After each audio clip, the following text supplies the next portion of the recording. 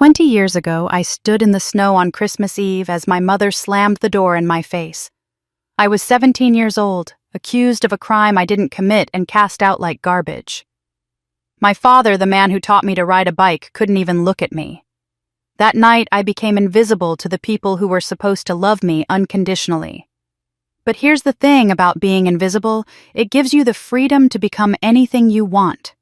So I built an empire, $50 million, a real estate company that Forbes called unstoppable.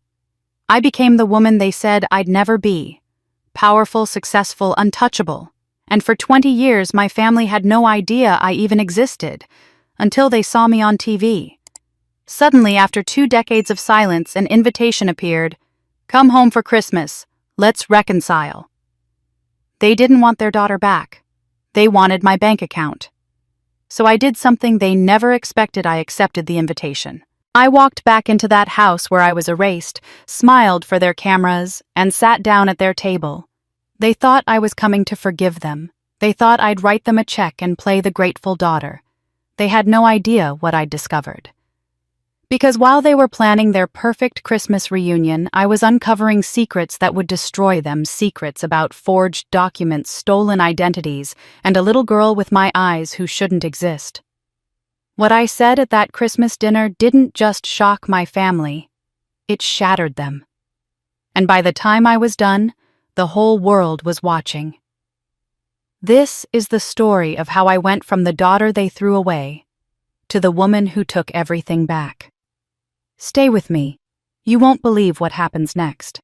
My name is Jillian Scott. I'm 37 years old, the CEO of Aurora Estates, a real estate empire worth $50 million, and for the last 20 years, I've been a ghost to the people who should have loved me most. This is the story of how I became invisible and how I came back to haunt them. The snow started falling around 6 o'clock on Christmas Eve, 2005. I remember because I checked my watch obsessively, hoping my shift at Miller's Diner would end early so I could get home in time to help Mom with the cookies. I was 17 years old, a straight-A student with a full scholarship to Portland State waiting for me in the fall, and I believed with the naive certainty of youth that hard work and honesty would always be rewarded. I was wrong. When I walked through the front door of our Victorian house in Ashford, Oregon, shaking snow from my coat, I found my mother standing in the hallway with an expression I'd never seen before, cold, administrative, final. My father sat on the stairs behind her, his head in his hands. My younger sister Samantha stood in the doorway to the kitchen, arms crossed, face unreadable. "Where is it, Jillian?" my mother asked, her voice like ice cracking. I didn't understand the question. "Where's what?" "The money. The $12,000 from the college fund. Samantha's tuition money that disappeared from our account last week." The floor seemed to tilt beneath me. "What are you talking about? I don't know anything about—" "Don't lie to me." My mother's voice cracked through the house like a whip. She thrust a bank statement at me, her hand shaking with rage. "The withdrawal was made from a branch near your work. The signature looks like yours. The account access codes were saved on your laptop." I stared at the paper, my brain struggling to process what I was seeing. Yes, the signature looked similar to mine, but I hadn't written it. Yes, I banked at that branch, but I'd been working double shifts all week. I had time cards coworkers who could verify receipts showing I was at the diner when that withdrawal was made. "Mom, I swear to God I didn't take that money. I've been working overtime to save for textbooks. I would never—" "We found cash hidden in your room," Samantha said quietly from the doorway. $2,000 in an envelope under your mattress. My heart stopped. I did have cash in my room, tips I'd been saving for months, money I'd been setting aside to help with expenses at college. I'd shown it to my father just last week, proud of how hard I'd worked for it. "That's from my job." I turned to my father desperately. "Dad, you know that. I showed you. Remember, you said you were proud of me for saving." But my father wouldn't look at me. He sat on those stairs silent as stone while my mother delivered her verdict. "I called the bank," she said. "They confirmed the withdrawal. The security footage shows someone wearing your jacket, your height, you're billed. And now you have $2,000 you can't adequately explain. I can explain it, I earned that money. I have pay stubs, I have... Enough. My mother's voice dropped to a whisper which was somehow worse than shouting. I won't have a thief in this house. Not with Samantha's future at stake. Pack your things and leave. The words didn't make sense. This was my home. These were my parents. I was their daughter, the one who got perfect grades, who worked 2 jobs to help with family expenses, who'd never even gotten a detention. Mom, please, just listen to me. Let me show you the time cards, let me prove... Get out. I turned to my father, the man who taught me to ride a bike, who came to every school play, who called me his little warrior when I was small. Dad, please, you know me. You know I wouldn't do this. He finally looked up, and what I saw in his eyes broke something inside me that has never fully healed. It wasn't anger. It was emptiness. He'd already decided I was guilty, and whatever I said wouldn't change his mind. Robert, my mother said sharply, go upstairs and make sure she only takes what's hers. My father stood slowly like an old man and walked past me without a word. I followed him up to my childhood bedroom, the yellow walls I'd picked out when I was 12, the bookshelf full of trophies and ribbons, the desk where I'd written the valedictorian speech I was supposed to give in June. I threw clothes into a suitcase, hands shaking so badly I could barely work the zipper. My father stood in the doorway, silent as a ghost. I wanted him to say something, anything. Tell me he believed me. Tell me we'd figure this out. Tell me he loved me. He said nothing. 20 minutes later, I stood on the front porch with everything I owned crammed into 2 suitcases and a backpack. Snow fell softly around me, the kind of picturesque Christmas Eve snow that belonged in movies, not nightmares. Through the window, I could see my family's Christmas tree covered in ornaments I'd helped hang just 3 days ago. My mother stood in the doorway, backlit by the warm glow of the house. A thief has no place in this family, she said, and closed the door. The porch light went out. I stood there in the dark, 17 years old, with nowhere to go and no one to call. The girl I'd been, the one who believed in justice and fairness, and the fundamental goodness of family, died in that moment. Something else took her place. Something harder. Something that would spend the next 20 years proving that she didn't need them, didn't need anyone, didn't need love to survive. I picked up my suitcases and walked into the snow. 20 years later, I'm sitting in my glass-walled penthouse office on the 42nd floor of a Seattle high-rise, looking out over a city I conquered through sheer force of will. Aurora Estates is worth $50 million. Forbes called me the silent storm, ruthless, elegant, untouchable. My office is immaculate, all clean lines and expensive minimalism. No family photos clutter my desk. No Christmas decorations soften the edges. No attachments, no weaknesses, no vulnerabilities. The only piece of my past I've kept is a single Christmas card, faded and worn, tucked in my desk drawer. It's from 2004, the last Christmas before everything fell apart. On the front, a snow-covered Victorian house that looks just like the one I grew up in. Inside, in my father's careful handwriting, to our Jillian, the light of our lives, love always, Dad. I take it out sometimes when I'm alone and try to remember what it felt like to be loved. My assistant Marcus knocks on the glass door, tablet in hand. He's been with me for 8 years, the closest thing I have to a friend, though I'd never say that out loud. You need to see this, he says, his expression careful. I take the tablet. There's an email on the screen sender, unknown subject line, they saw you on TV. My hands go cold. The message is brief. Your parents watched your interview on Good Morning America. Your mother wants to invite you home for Christmas. The whole family will be there. Please consider reconciliation. It's been 20 years. I stare at the words until they blur. Last week I did a segment on Good Morning America about female entrepreneurs in real estate. They mentioned Aurora Estates' valuation showed footage of my properties, called me an inspiration. The interview has been viewed 3 million times. Of course they saw it. Of course they reached out. 20 years of silence, and the moment they see my net worth on national television, suddenly they want reconciliation. My finger hovers over the delete button. I press it. The email vanishes. Marcus is watching me carefully. "You okay?" "Fine," I say, handing back the tablet. "Just spam." But 30 seconds after he leaves, I retrieve the email from trash and read it again. And again. And again. That night I dream of snow falling on an empty house, of standing on a dark porch with suitcases in hand, of a door closing and a light going out. I wake at 3 a.m, heart pounding, and find myself standing at my apartment door in my pajamas. There's something on the floor. A cream-colored envelope, expensive stationery, slipped under my door while I slept. My hands shake as I open it. The handwriting is my mother's, still elegant after all these years, the same script that used to write my name on birthday cards. "Come home, Jillian. Let us make it right. Mom." I stand there in the dark hallway of my luxury building, holding a letter from a woman who threw me into the snow 20 years ago, and I feel that 17-year-old girl stirring inside me, the one I thought I'd buried, the one who still, despite everything, wants to know why. Why wasn't I enough? Why didn't they believe me? Why, after 20 years of silence, do they suddenly want me back? I look at the letter in my hand, and for the first time in 2 decades, I let myself wonder, what if I went home? I don't sleep after finding that letter.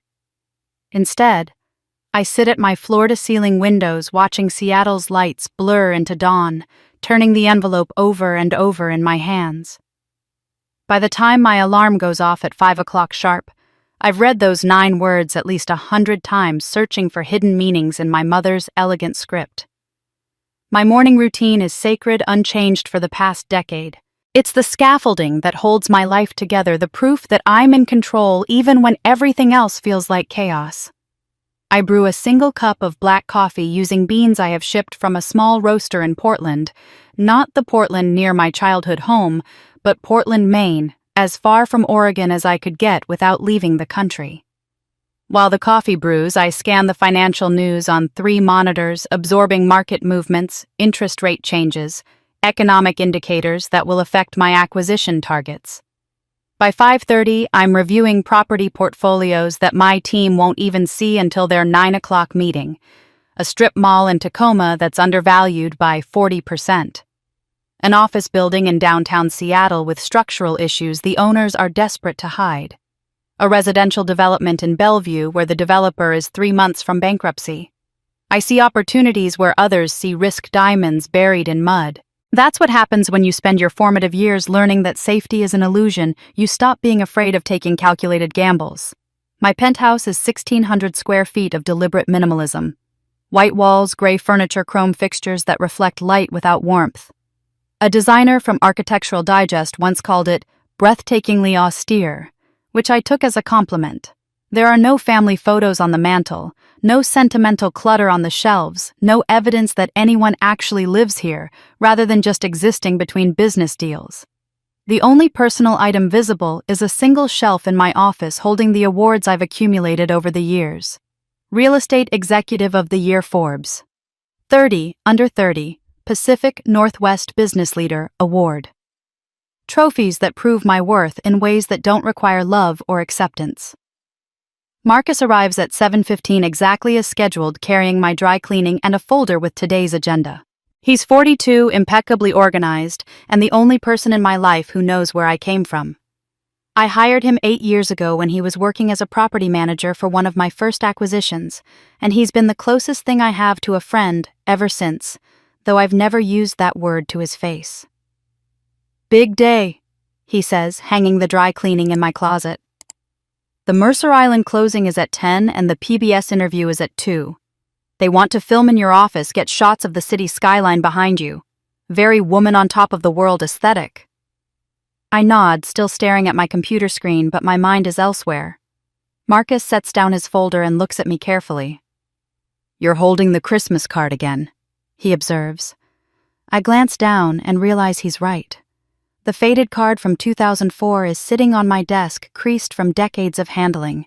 I must have pulled it from the drawer without thinking. Just reminiscing, I say, sliding it back into the desk. About a family that threw you out in the snow. Marcus raises an eyebrow. That's not reminiscing, Jill. That's self-harm. I don't answer, and he knows better than to push. Instead, he walks me through the day's schedule.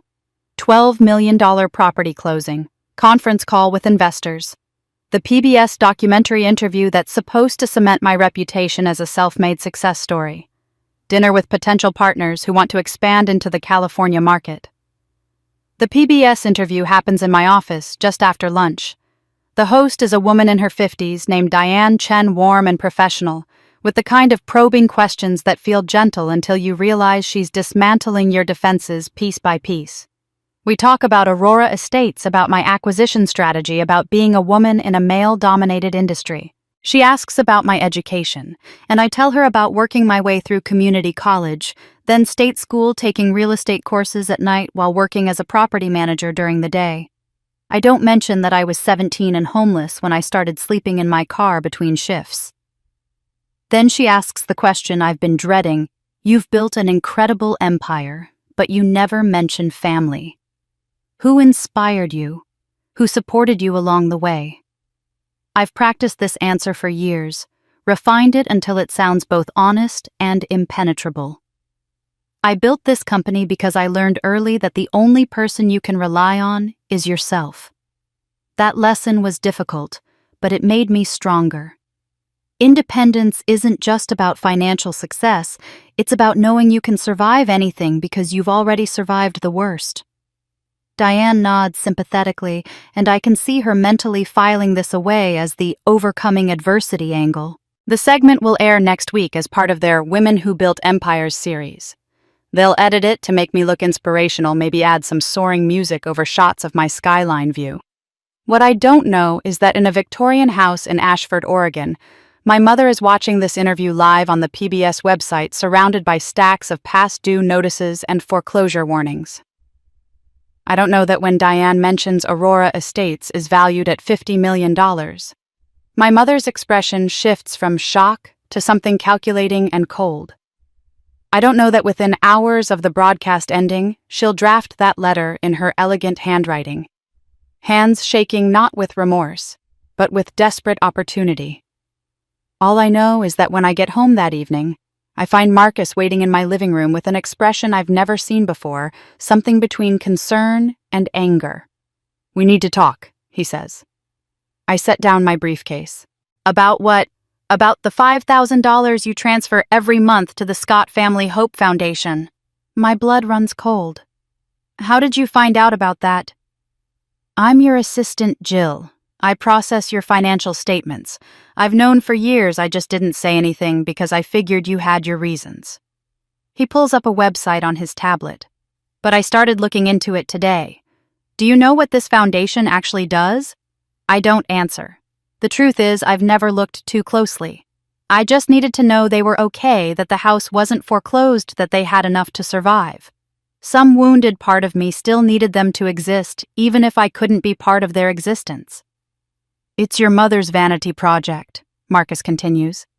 "She hosts charity events, gives speeches about community values, uses it to maintain her social standing. And you've been funding it. Anonymously, sure, but still." "I'm not supporting them." I say the words sounding hollow even to my own ears. "I'm just making sure they survive." "Why?" Marcus demands. "After what they did to you, you don't owe them anything." I turn to the windows, looking out at the city I conquered. "I've been monitoring them for years," I admit. "I know Samantha married Ryan Thompson. Saying his name still hurts even after 2 decades. Ryan, who was going to be my future until my mother's letter found him somehow, and he stopped returning my calls. I know my father had a stroke 3 years ago. I know the estate is drowning in debt. And you care because—" "I don't know," I whisper. "Maybe because hating them takes too much energy. Maybe because some small, stupid part of me still wants to believe they're worth saving." Marcus is quiet for a long moment. Then he hands me his phone. "You need to see this." On the screen is a live broadcast from a local Oregon news station. My mother stands in front of our family home, the Victorian house I was exiled from, now covered in elaborate Christmas decorations. She's wearing pearls and a cashmere sweater, her hair perfectly styled, her smile practiced and warm for the cameras. "This Christmas," she's saying, "we're hosting a family reunion gala to save our historic estate. All are welcome, especially those we've lost. It's time to heal old wounds and come together as a community." The reporter asks if she's referring to anyone specific. My mother's smile doesn't waver. Every family has complicated histories. This Christmas, we're choosing forgiveness and reconciliation. We're opening our doors and our hearts. I watched the video 3 times, studying my mother's face, searching for genuine emotion beneath the performance. But all I see is calculation. The timing is too perfect. The PBS interview aired this morning. By this evening, she's on local news talking about reconciliation and lost family members. She doesn't want me back. She wants my bank account. And suddenly, standing in my immaculate penthouse surrounded by the empire they never believed I could build, I make a decision that will change everything. "Marcus," I say quietly, "book me a flight to Portland. It's time I went home for Christmas." The formal letter arrives by courier the next morning, delivered in a cream-colored envelope with my mother's monogrammed stationery, the same elegant paper she used for thank-you notes and birthday cards throughout my childhood. I recognize it instantly, and something twists in my chest before I even break the seal. The handwriting is hers, that perfect cursive she learned at some expensive finishing school in her youth, each letter formed with deliberate care. I sit at my kitchen counter with my untouched coffee growing cold beside me and read the words she's chosen so carefully. "Dearest Jillian, 20 years is too long.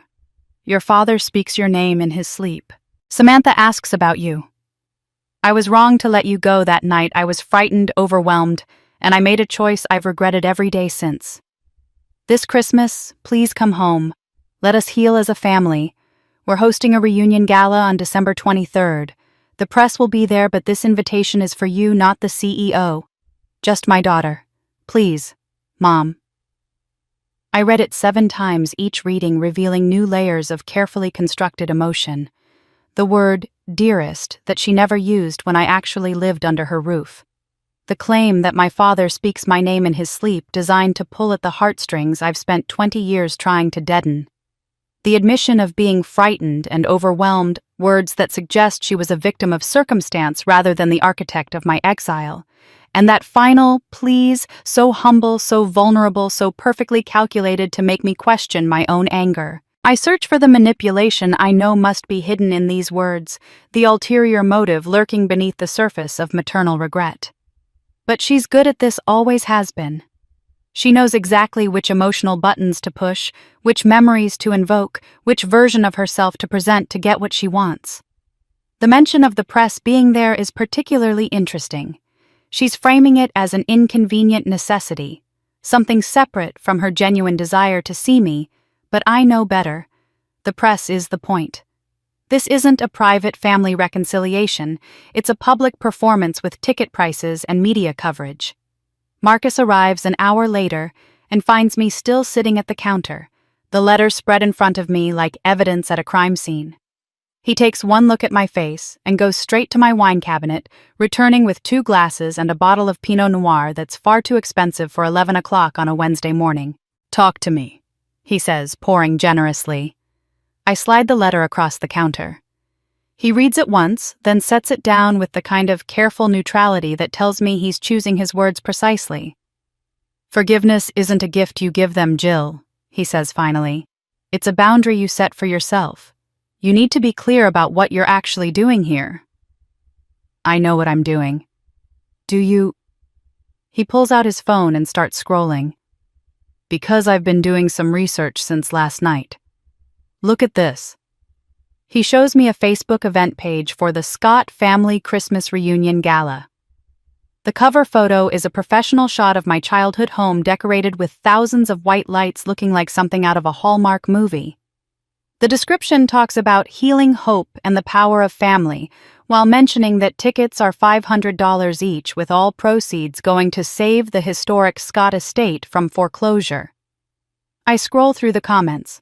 Local business owners promising to attend. Old family friends expressing excitement. Strangers buying tickets to be part of what they're calling the most heartwarming story of the season. My mother has been busy. Marcus swipes to show me more. A local news article about the event featuring an interview with my mother standing on our front porch looking dignified and hopeful. She talks about the importance of preserving historic homes and healing broken family relationships, managing to make it sound like these two things are somehow connected. Then he shows me the timeline he's constructed. The PBS interview aired Monday morning. By Monday evening, my mother was on local news talking about reconciliation. Tuesday, the formal invitation was drafted and sent via courier. Wednesday morning today, the Charity Gala Facebook event goes live with professional photos and a polished marketing strategy. 72 hours, Marcus says. From the moment she saw your net worth mentioned on national television to a full-scale fundraising operation centered around your return.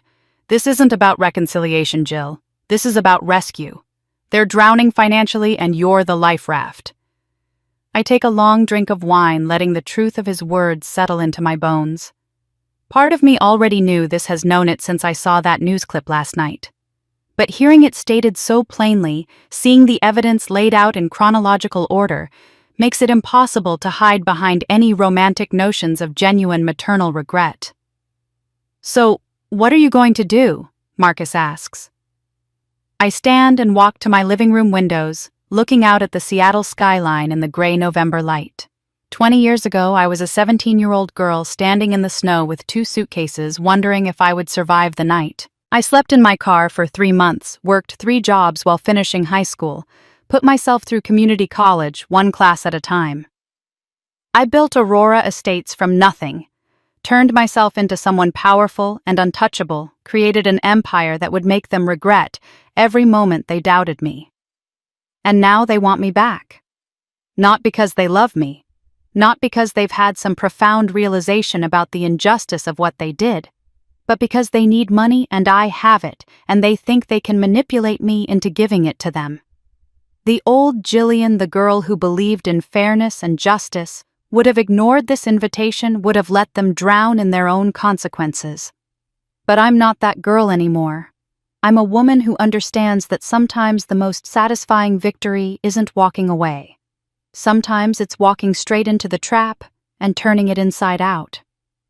I open my laptop and pull up a first-class ticket to Portland for December 20th. I book it without hesitation, then open a new email to my PR team. I'm going, I tell Marcus without looking away from the screen. But not because I forgive them. Then why? Because they think they're inviting back their desperate daughter who still needs their approval. They're not. They're inviting back a woman who built an empire out of spite, and they have no idea what that means. I begin typing the email to my communications director. Prepare a press release. Jillian Scott returns home for Christmas, full media coverage requested. I want photographers, I want interviews, I want documentation of every moment. Marcus watches me with a mixture of concern and fascination. What exactly are you planning? I smile, and I can feel how cold it is, how different from any expression that 17-year-old girl could have managed. If they want a show, I'll give them one they'll never forget. They're selling tickets to my reconciliation like it's dinner theater. Fine, let's give the audience what they paid for, but the script isn't going to be the one my mother wrote. Jill, if you're doing this for revenge, I'm doing this for closure.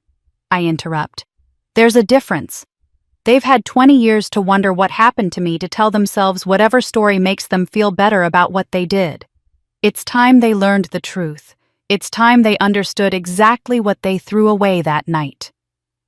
I hit send on the email, and immediately my phone starts buzzing. My PR director calling to discuss strategy. A notification that someone's tagged me in a social media post. A news alert that makes my stomach drop. I click on it. The headline reads, Local Oregon Family's Christmas Gala Goes Viral, Daughter, who built $50 million empire, rumored to attend. The story is already out of my control, spreading faster than I anticipated. Someone leaked the rumor, probably my mother herself, turning my return into a media event before I've even confirmed I'm coming. The comments section is exploding with people debating whether I'm a heartless daughter or a justified victim, whether reconciliation is possible after 20 years, whether my family deserves forgiveness or punishment. They're writing my story without knowing any of the real details, turning my life into entertainment, making assumptions about forgiveness and healing that have nothing to do with the complicated truth of what actually happened. I stare at my phone as it continues buzzing with notifications, messages, interview requests. The machine is already in motion, and I'm no longer sure if I'm driving it or if it's driving me. Marcus refills my wine glass. Still think this is a good idea. I look at the news alert at my mother's carefully crafted narrative at the strangers debating my worth in comment sections. Then I think about that girl in the snow and the empire she built and the justice she's owed. Yes, I say, let them talk. By the time I'm done, they'll have a real story to tell. I rent a sleek black Mercedes from the Portland airport, the kind of car that makes a statement without saying a word. As I merge onto Highway 26 heading east toward Ashford, my hands grip the steering wheel with a tension I can't quite release. This route is burned into my memory, every curve, every landmark, every mile marker that counted down the distance between my college dreams and the reality of home. Except home isn't home anymore. It hasn't been for 20 years. The first thing I pass is Miller's Diner, where I worked double shifts at 16, saving money for a future I thought was guaranteed. The building looks smaller now, the neon sign flickering with missing letters. I remember standing in that parking lot on Christmas Eve 2005, still wearing my uniform, smelling like coffee and French fries, checking my phone obsessively for a message from my mother saying it was all a mistake, that I could come back inside. That message never came. 10 miles later, I drive past Ashford High School, where I was valedictorian of my class, where my locker was decorated with acceptance letters from colleges I'd never attend because I was too busy surviving to think about thriving. The building looks exactly the same, frozen in time, while I've become someone completely unrecognizable to the girl who walked those halls. Then there's Riverside Park, where Ryan Thompson kissed me for the first time under the maple trees when we were 15. I slow down without meaning to, catching a glimpse of those same trees through the winter bare branches, and feel the ghost of that kiss, like a wound that never properly healed. I wonder if he still lives here, if he married my sister, like the social media stalking suggested, if he ever thinks about the future we planned together before my mother's letters found him and everything fell apart. Ashford itself looks smaller than I remember, shabbier, like a town that's been slowly dying while I was busy being born into someone new. The population sign still reads 8,000, but I'd bet half those people have left and nobody bothered updating the number. Main Street has more empty storefronts than I remember, and the Christmas decorations hanging from the lampposts look tired and faded. Then I see it. The Scott Estate rising at the end of Oak Tree Lane like something out of a Gothic novel, sprawling and Victorian across 5 acres of what used to be immaculately maintained property. I pull up to the circular driveway and just sit there for a moment, engine running, staring at the house that shaped me and then destroyed me. The paint is peeling in long strips from the siding. The garden that my mother once tended with obsessive precision is overgrown with weeds poking through the December frost. The famous oak tree in the front yard where I carved my initials when I was 10 is dead, a gray skeleton of what it once was, branches reaching toward the sky like accusations. But someone has strung the entire house with thousands of white Christmas lights, transforming decay into something that might photograph well. A professional catering truck is parked near the kitchen entrance, and I can see workers in black uniforms moving equipment inside. The show must go on even if the stage is rotting beneath the performer's feet. I turn off the engine and the silence rushes in. This is the moment I've been both dreading and anticipating for 3 days since I booked that ticket, since I decided to walk back into the past with my eyes wide open.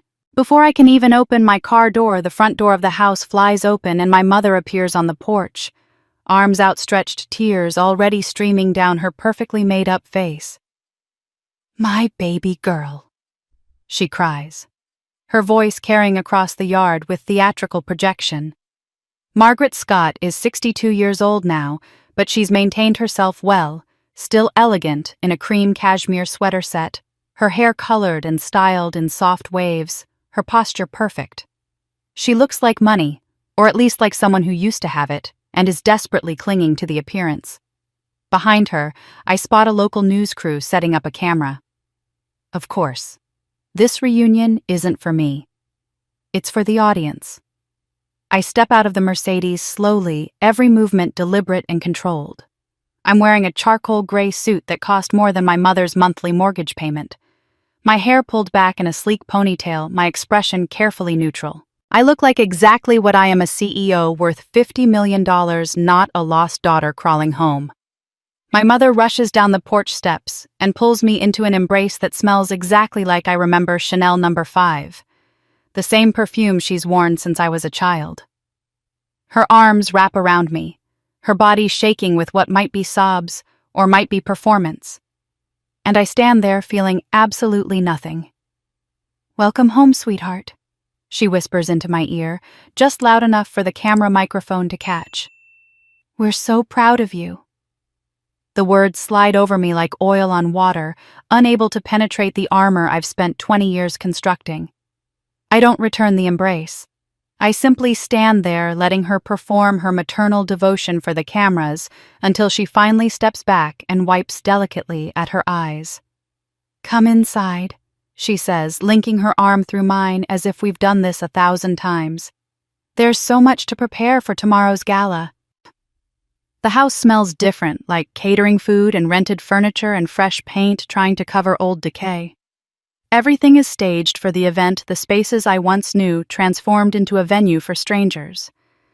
A string quartet is tuning instruments in what used to be the music room. Hired staff in black and white uniforms arrange elaborate flower displays. Catering stations are being set up in the dining room where we once ate family dinners.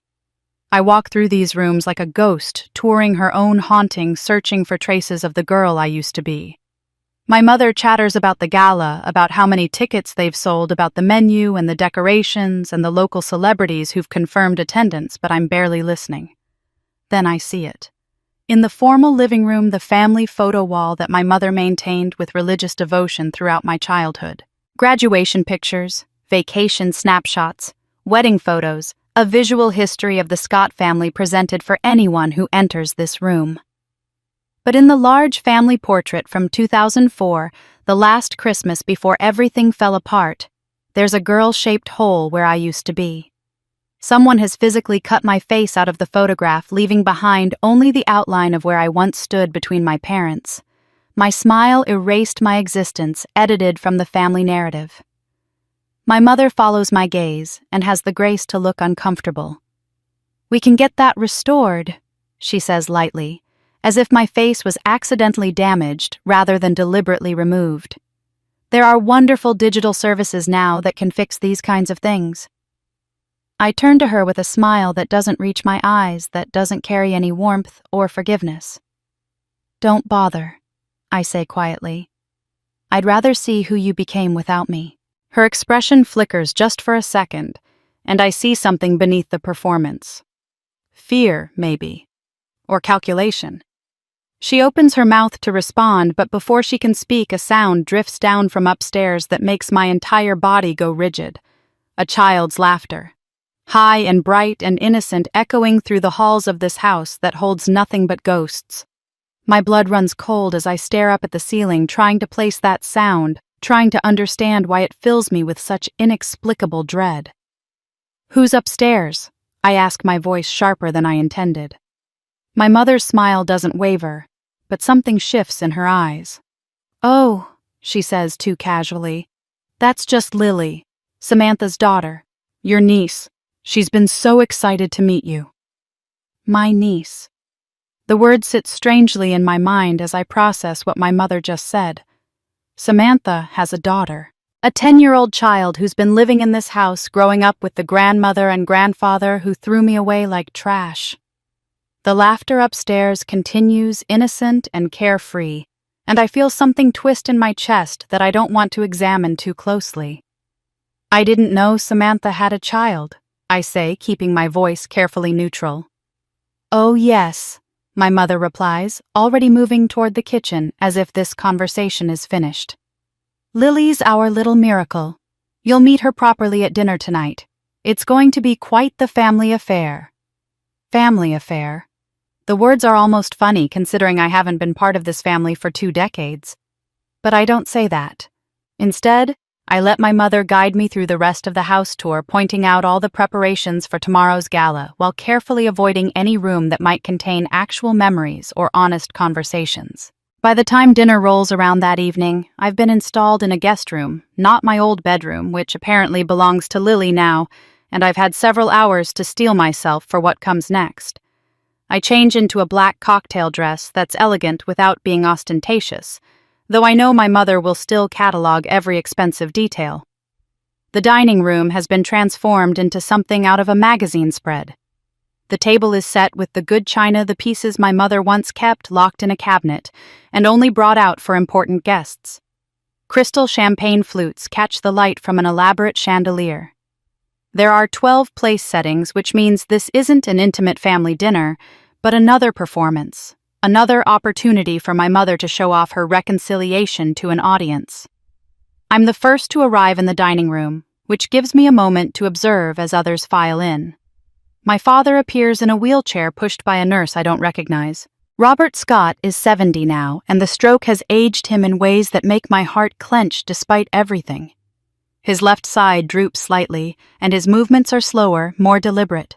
But his eyes are still sharp, still alert, and when he sees me standing by the window, he goes very still. We stare at each other across the room, and I wait for him to say something to acknowledge my presence, to offer even the smallest gesture of recognition or regret. But he just looks away, his jaw tight, and allows the nurse to position his wheelchair at the head of the table. Still silent. Still choosing cowardice over courage. Then Samantha sweeps in, and I almost don't recognize her. My little sister has grown into a polished, perfect version of our mother, blonde hair styled in elegant waves, wearing a silk dress in deep emerald that probably cost more than she can afford, diamond studs in her ears that catch the light. She's playing a role just like everyone else in this house, performing the part of the devoted daughter who never left. Behind her is Ryan Thompson, and seeing him after 20 years is like being punched in the stomach with a memory I thought I'd buried. He's 40 now, still handsome, but worn in ways that have nothing to do with age. There are lines around his eyes that speak of exhaustion or unhappiness, or both.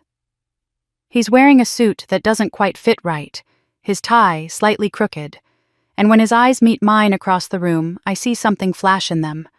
Recognition guilt, maybe even pain before he quickly looks away. The other guests filter in. Aunt Caroline, who always sided with my mother on everything. Uncle James and his new wife, whose name I don't remember. A couple I don't recognize who turn out to be local city council members. The mayor of Ashford, a pompous man named Gerald Hutchins, who keeps talking about the historic importance of preserving the Scott estate. Everyone is eager to be seen with me, the prodigal daughter who made it big, their successful talking point for the evening.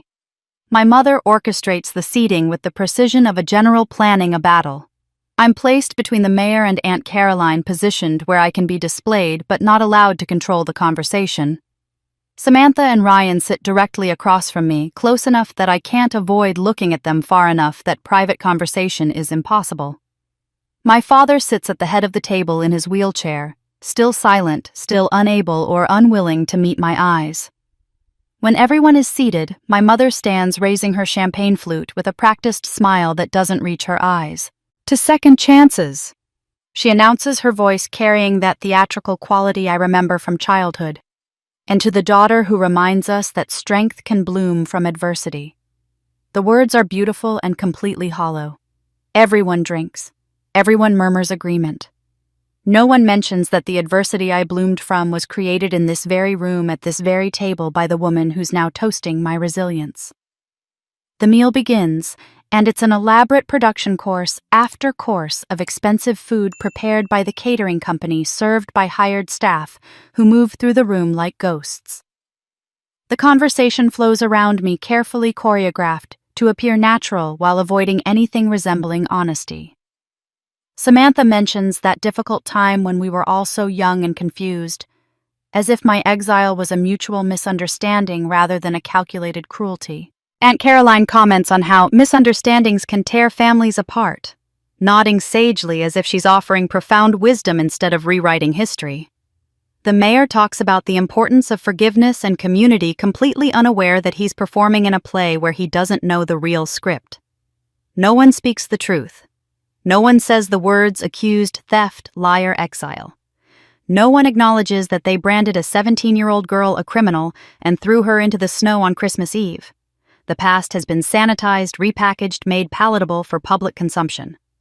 I play along, offering vague pleasantries and non-committal smiles while mentally cataloging every evasion, every lie, every careful omission. I notice how often my mother's eyes drift to my wrist, to the Cartier watch I'm wearing. How her gaze lingers on my diamond earrings, calculating their worth. She's not looking at me, her daughter. She's looking at me, her potential salvation. During dessert, some elaborate chocolate creation that probably cost more than the house's monthly utilities, Samantha leans across the table, her smile tight and practiced. "It must be lonely at the top, Jill," she says, her voice dripping with false concern. "All that money but no one to share it with." The comment lands exactly as she intended it, casual cruelty disguised as sisterly worry. I see my mother's lips twitch in what might be approval. Before I can respond, Ryan shifts uncomfortably in his seat and clears his throat. "How's the business doing?" he asks clearly, trying to redirect the conversation. "I read that article in Forbes. Impressive growth." Our eyes meet across the table, and for just a moment, I see something in his expression that makes my breath catch. Guilt, definitely. Regret, maybe.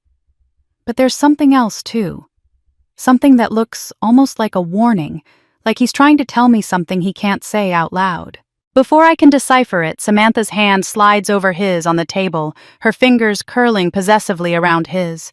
The gesture is territorial, a claim of ownership, and Ryan's jaw tightens almost imperceptibly. "We're just so happy you're successful," Samantha adds, her smile never wavering. "Someone had to make it out of this town." The implication is clear. While I was off building my empire, she was here being the good daughter, taking care of the family, doing what was expected. And now I'm supposed to feel grateful or guilty or obligated to reward her sacrifice. I'm about to respond when a small voice interrupts from the doorway. "Mommy, who's that lady?"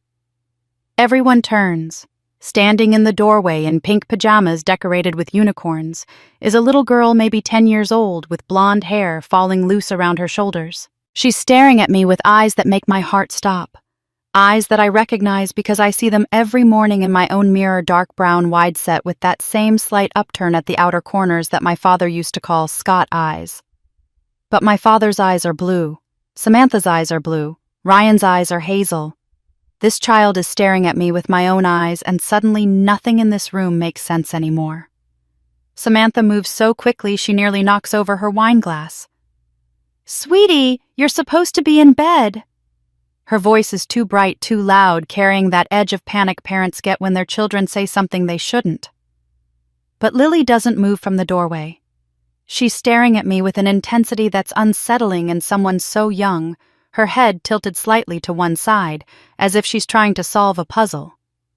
"You look like the lady in Grandma's old photos," she says with the brutal honesty only children possess, the ones she keeps in the attic. The room goes absolutely silent. I can hear the tick of the antique clock on the mantel, the soft clink of someone's fork against china, the sharp intake of breath from my mother's direction. Photos in the attic. Photos my mother claimed were thrown away, erased, forgotten, along with the daughter they depicted. Before anyone can respond, Ryan is out of his chair, crossing the room with quick strides. "Come on, Lilybug," he says softly, scooping her up with practiced ease. "It's way past your bedtime. Let's get you back upstairs. But Lily keeps her eyes locked on mine over her father's shoulder, still studying me with that unnerving focus. And I'm studying her right back, cataloging details that make my chest tight and my breathing shallow. She has my nose. Not approximately my nose, not a family resemblance that could be explained by shared genetics through Samantha. My exact nose with that slight upturn at the tip and the small bump on the bridge where I broke it falling off my bike when I was 8.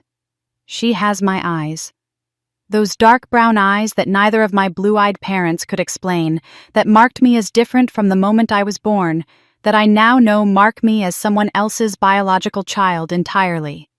And she has the same stubborn set to her jaw that I see every morning when I'm preparing for a difficult negotiation, that expression of determination mixed with defiance that's so familiar, it makes my heart ache.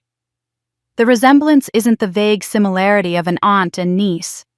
It's something deeper, something that shouldn't be possible, something that makes every instinct I've honed over 20 years of survival scream that something here is very, very wrong. "Good night!"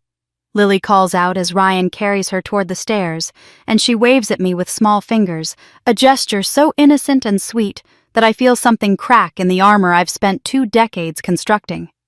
I wave back without thinking, and then she's gone, and the dining room slowly comes back to life with forced conversation and nervous laughter, and my mother suggesting we move to the living room for after-dinner drinks. But I'm barely listening because my mind is racing through calculations, through timelines, through possibilities that seem impossible, yet somehow fit together with terrifying precision. Lily is 10 years old, maybe 11. That means she was born around 2014, conceived sometime in late 2013 or early 2014. 9 years after I was exiled from this house, 9 years after my mother threw me into the snow and my father stood silent. I watch Samantha and Ryan as they resettle in the living room, accepting cognac from my mother, sitting close together on the antique sofa but not quite touching. They married in 2013 according to the Facebook stalking Marcus did before I came here. A small wedding at the local church, just family and close friends Samantha, in a simple white dress that the local paper described as elegant. But I remember Ryan. I remember being 15 and 16 and 17 with him, remember planning our future together before my mother's manipulation tore us apart. He was my first love, my first everything. And when I left Ashford with nothing but 2 suitcases and a broken heart, I left him behind too. How did he end up married to my sister? How did the boy who promised to love me forever end up building a life with Samantha of all people? And then there's what I remember from my pre-visit research from the social media posts I scrolled through in the lonely hours of my Seattle penthouse. Samantha had written about fertility struggles in 2012, about treatments that weren't working, about the heartbreak of wanting a child and facing disappointment month after month. Yet, here is Lily, perfect and healthy and bearing features that have nothing to do with Samantha's delicate blonde beauty or Ryan's hazel-eyed charm. Here is a child who looks like me, who has my mannerisms, who noticed a resemblance to photos that supposedly don't exist anymore. I think about my father's expression during dinner, how he looked at Lily when she came downstairs. It wasn't the warm affection of a grandfather admiring his granddaughter. It was something else entirely. Something that looked like guilt, like knowledge, like a secret weighing so heavily on his conscience that even his stroke-damaged face couldn't hide it. The evening drags on with meaningless conversation and performative family bonding.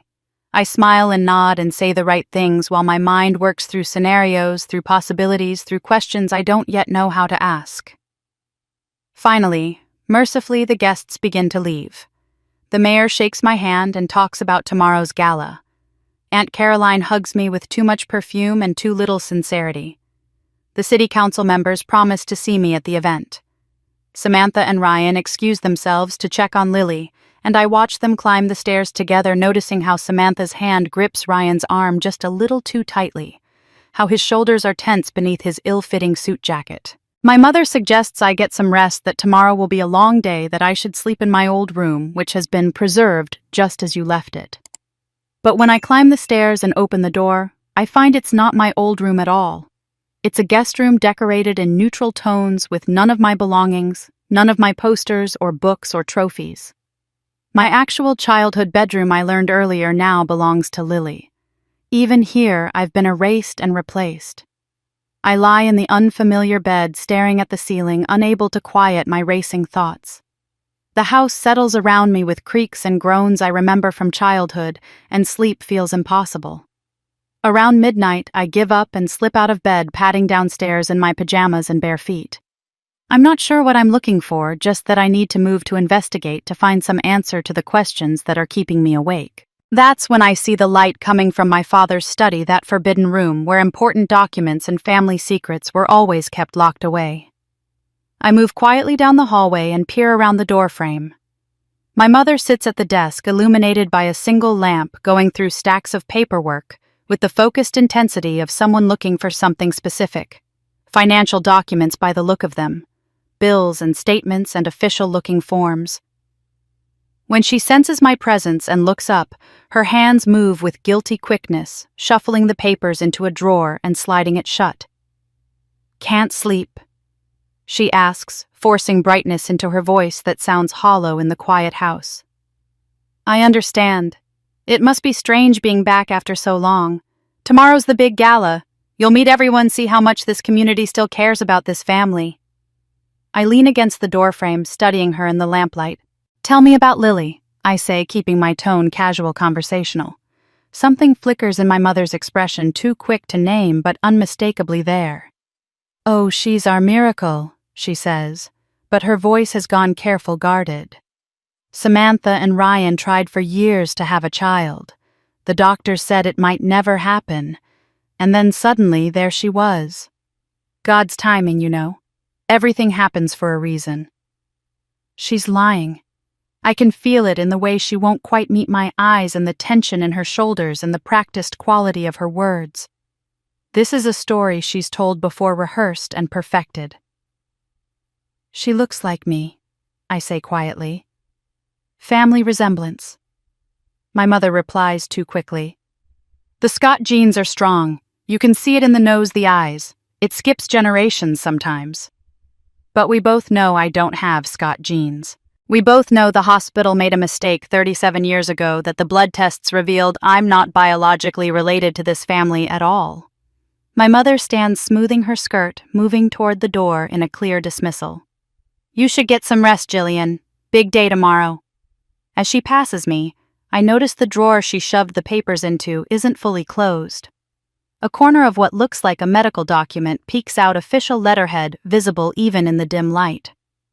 I watch my mother climb the stairs, wait until I hear her bedroom door close, and then I'm about to turn back toward the study when I hear it. Her voice low and urgent, coming from behind her closed door.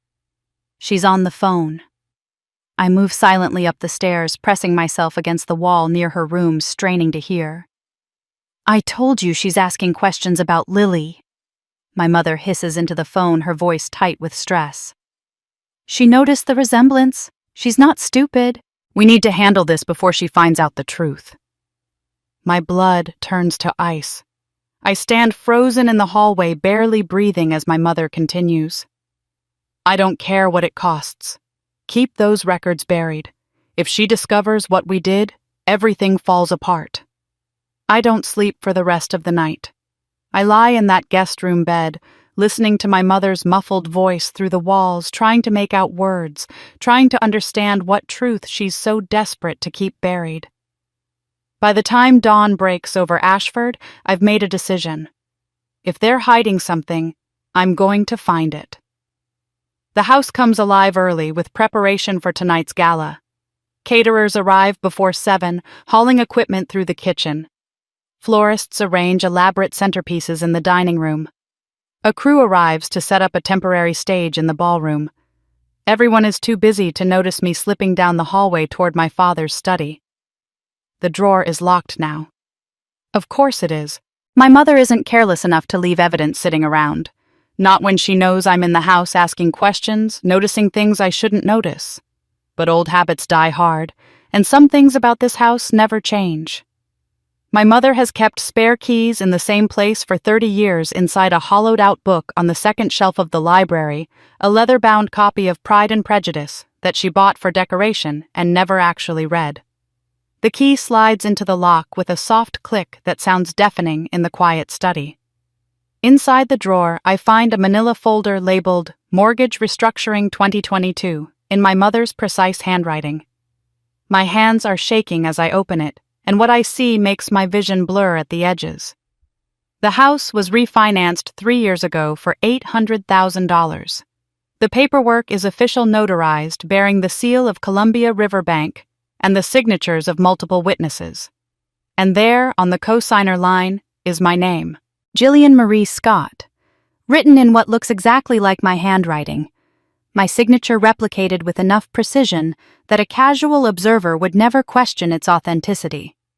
I stare at that signature at the date March 15, 2022, and feel rage build in my chest like a physical pressure. I was in Tokyo on March 15, 2022. I was closing the Nakamura Tower deal, the acquisition that pushed Aurora Estates past the $40 million mark. I have time-stamped photos from that trip, emails sent from my hotel transaction records, proving I was on the other side of the planet when this signature was supposedly witnessed and notarized in Oregon. This isn't just deception. This isn't just a family trying to reconnect with their estranged daughter. This is felony forgery, identity theft, fraud on a scale that could send someone to prison for years. They didn't just abandon me 20 years ago. They've been actively stealing from me, using my name, my credit, my identity to save themselves while I built an empire they had no part in creating. My hands shake as I pull out my phone and start photographing every page. The loan documents, the forged signature, the notary seal, the payment schedule showing they're already 3 months behind. Evidence that will hold up in any court in the country.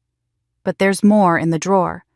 Beneath the mortgage papers, I find an older file, the manila folder yellowed with age and labeled in faded ink, Medical Records, Scott Family, Confidential. Something in my gut tells me to stop, to put it back, to walk away before I learn something I can't unlearn. But I've never been good at protecting myself from painful truths, so I open it. Inside are hospital records from 2004 from Providence Memorial Hospital in Portland. Samantha's records from when she was 15 years old and facing what the documents describe as acute lymphoblastic leukemia requiring immediate bone marrow transplant. I remember that year. I remember my mother's constant hospital trips, the hushed conversations behind closed doors, the way Samantha got thinner and paler while I was told not to bother her, not to stress her out, to be the strong one, because my sister needed all the family's attention. What I didn't know, what nobody told me, was that they tested the whole family for bone marrow compatibility. The results are there in clinical black and white. Margaret Scott mother, 99.7% match. Robert Scott father, 48% match. Jillian Scott sister, 0% match. Blood type incompatible. Recommend retesting for biological relationship. I read that line 3 times, 4 times, 5 times, waiting for the words to change for my brain to process them differently. 0% match. Blood type incompatible. Recommend retesting for biological relationship. There's a handwritten note paper-clipped to the report dated May 2004 in a doctor's careful script. Family informed of discrepancy. May 2004. Parents requested confidentiality clause. Patient advised hospital error likely occurred at birth. Family declined further investigation. Margaret Scott signed waiver releasing hospital from liability for records mix-up.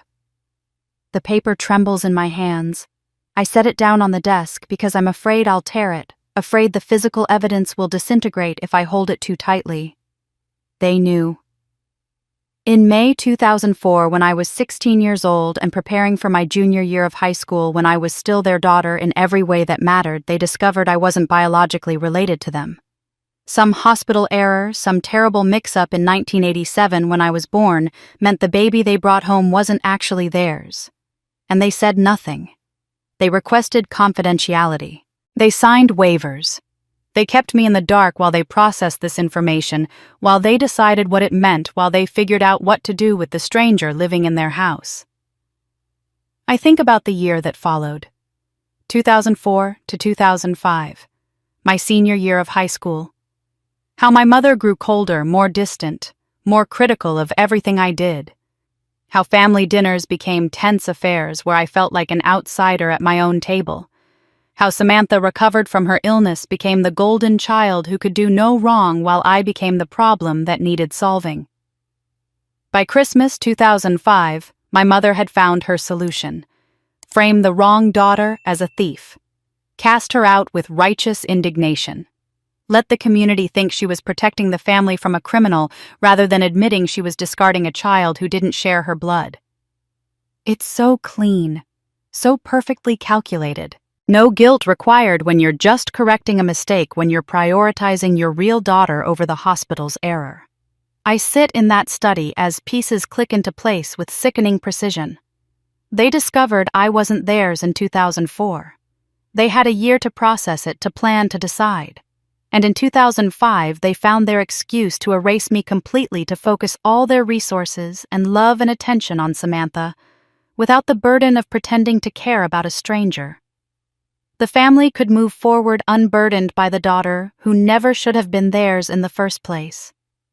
And now, 20 years later, they've forged my name on legal documents worth $800,000. They've used my identity, my credit, my success to save a house I was never meant to inherit, to rescue a family I was never actually part of. I'm methodically photographing every page of the medical records, my hands steadier now that rage has replaced shock when I hear the soft whir of wheelchair wheels behind me. I turn slowly. My father sits in the doorway of the study, his stroke-damaged face lined with something that might be resignation or might be relief. His left hand trembles in his lap, but his eyes are clear and focused on the files spread across the desk. "You weren't supposed to find that," he says, his voice rough and breaking on the words. The stroke has affected his speech, making each syllable an effort, but I understand him perfectly. We stare at each other across the study, and I wait for him to tell me to put it back, to mind my own business, to stop digging into family matters that don't concern me. Instead, he wheels himself forward slightly, his good hand gripping the armrest of his chair. "But maybe," he says slowly, each word weighted with 20 years of silence, "maybe it's time you knew everything."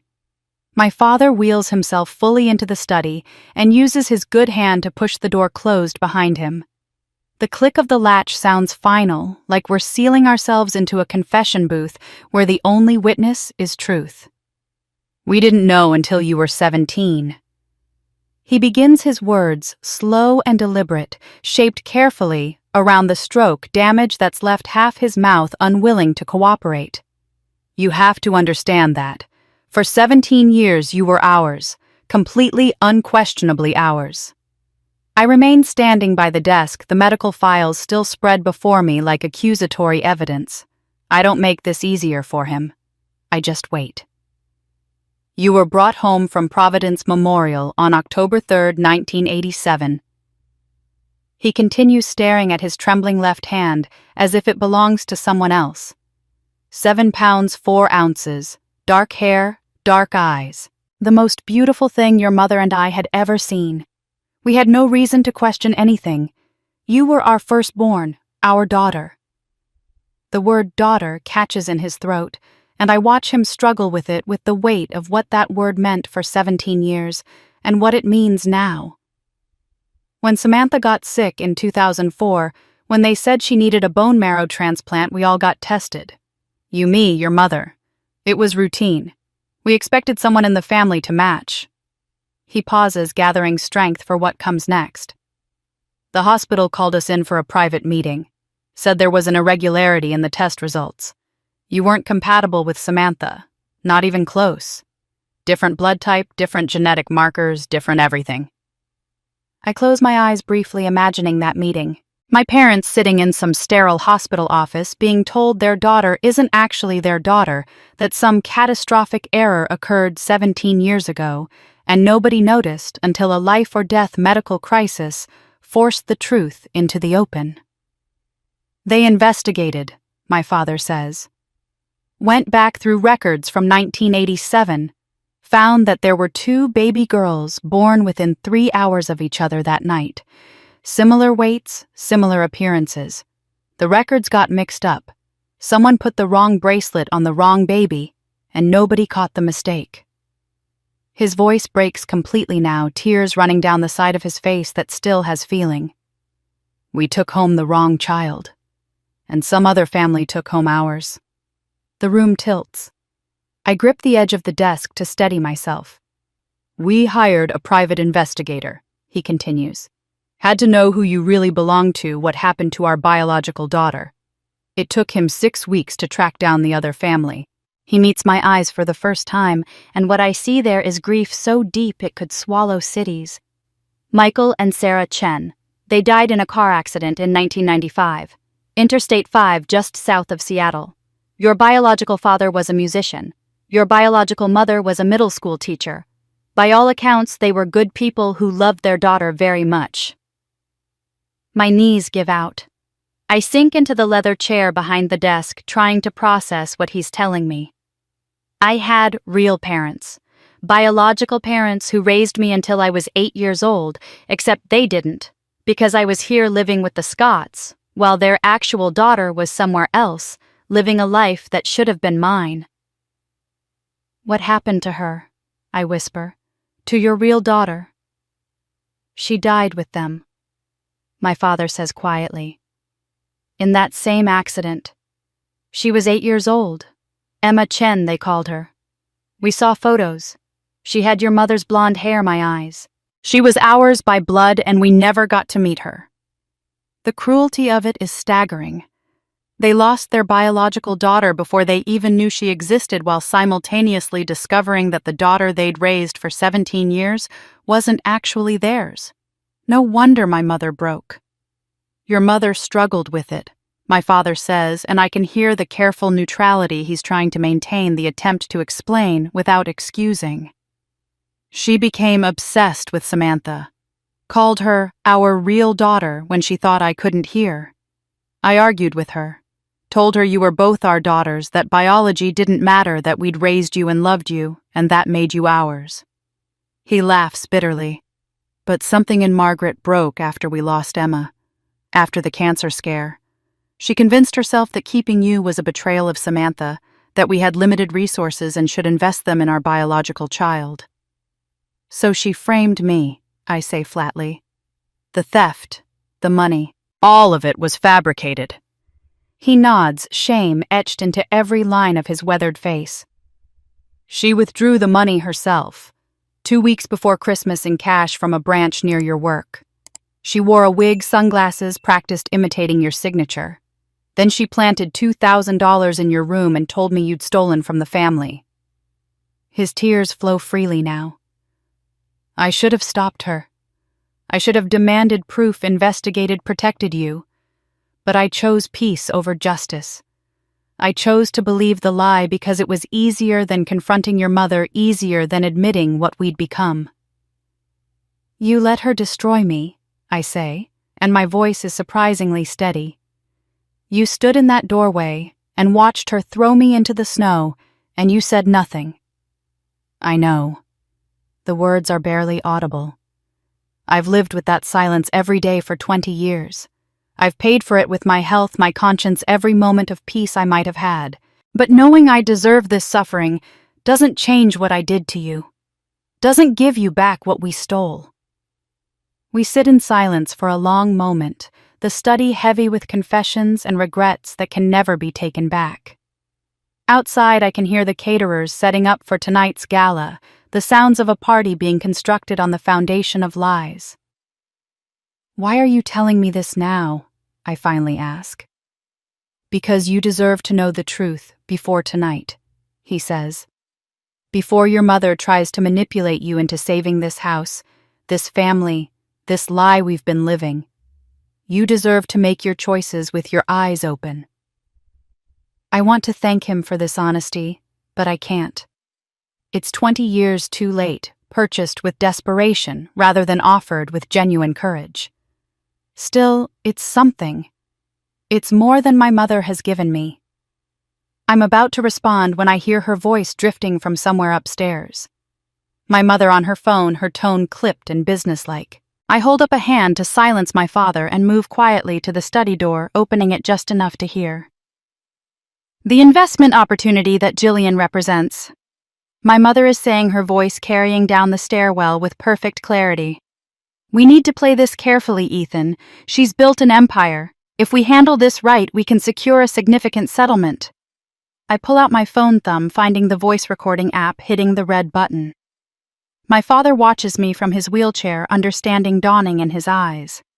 She won't want the publicity of a family lawsuit. My mother continues, her voice cold and transactional in a way that makes my blood freeze. Especially not with the fraud allegations I can manufacture. I have the theft accusation from 2005. I have witnesses who'll testify she was always troubled. The forged mortgage documents can be explained as a misunderstanding. We'll paint her as vindictive, unstable. She's strong enough to survive this betrayal. She's already survived one. This time she'll pay us to make it go away quietly. I stand in the hallway with my phone recording every word, watching my mother pace in her bedroom upstairs, completely unaware that I'm listening. She hasn't changed. Not in 20 years. Not in the face of her husband's stroke. Not with her daughter standing in the house she was exiled from. Margaret Scott is exactly who she was in 2005. A woman who sees people as assets or liabilities, who calculates worth in dollars rather than love, who will sacrifice anyone and anything to protect herself. This reunion was never about healing. It was never about regret or reconciliation or second chances. It was about extraction, emotional, financial complete. She saw my net worth on national television and saw salvation, saw a way to save the house and her reputation and her comfortable life. And she was willing to destroy me a second time to get it. I take a breath, smooth my expression into something cold and controlled, and walk up the stairs with my phone still recording. My mother's bedroom door is partially open, and I can see her standing by the window, phone pressed to her ear, completely absorbed in her machinations. I push the door open fully and step inside. She turns, startled, and for just a moment, her mask slips and I see calculation and fear flash across her face. "Hello, Mother," I say quietly, holding up my phone so she can see the recording light still blinking red. "I think it's time we had an honest conversation. And this time the whole world is going to hear it."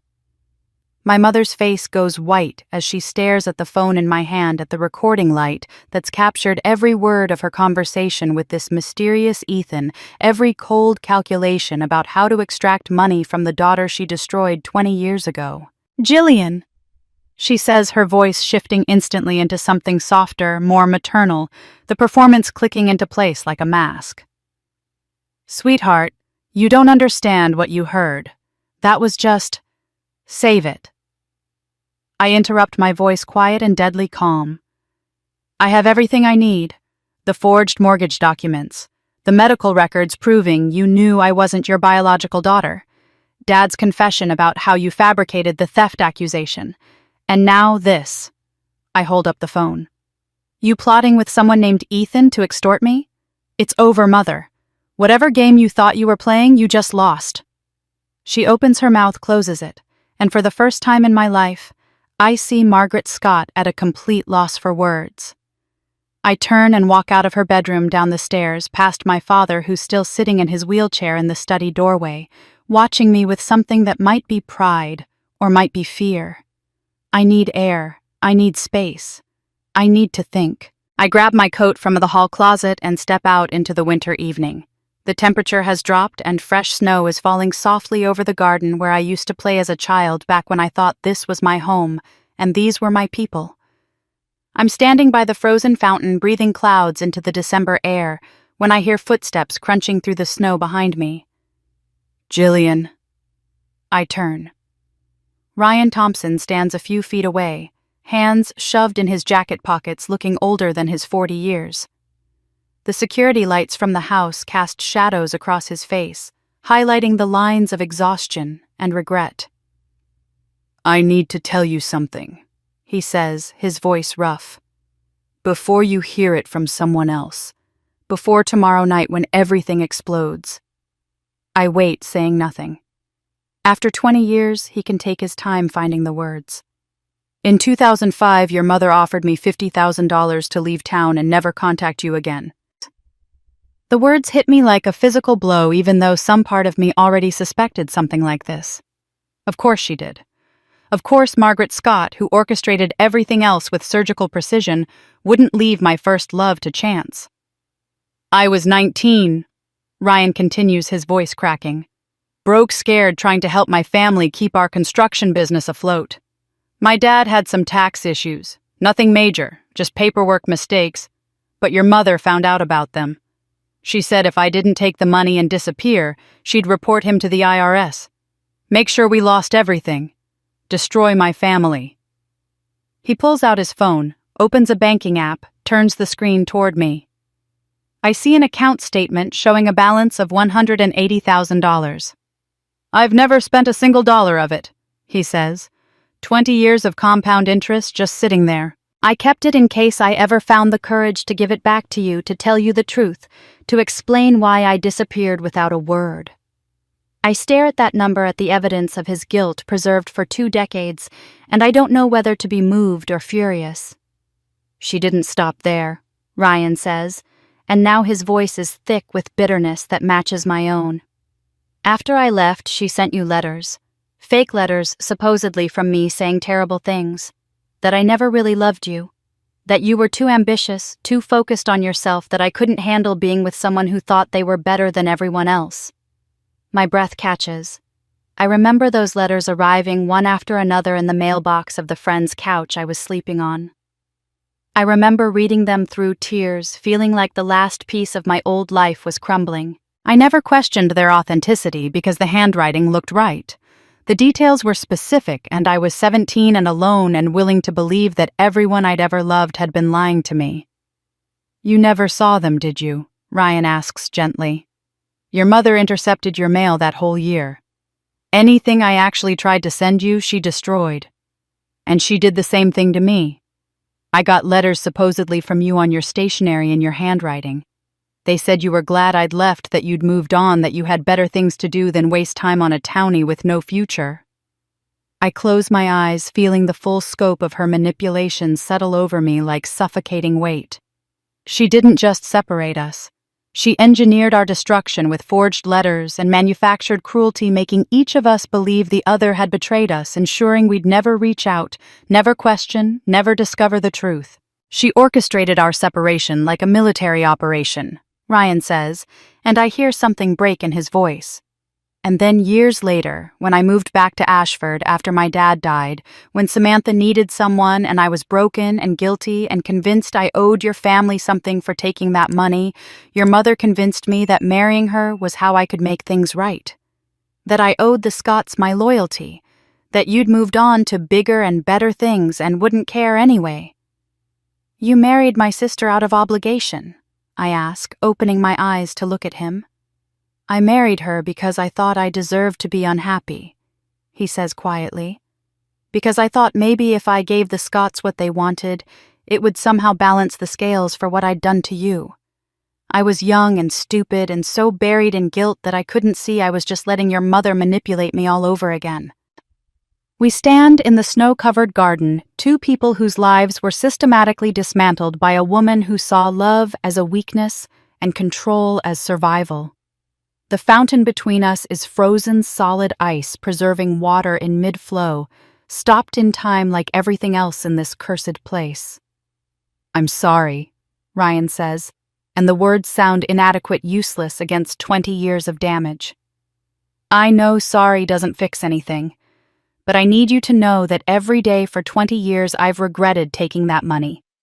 Every day I've wondered what our lives would have been if I'd been brave enough to say no. I look at him standing there in the falling snow, this man who was supposed to be my future, who became another casualty of Margaret Scott's ruthless need for control. And I feel something shift inside me, something that's been locked in place since I was 17 years old, standing in this exact spot, being told I was worthless and unwanted.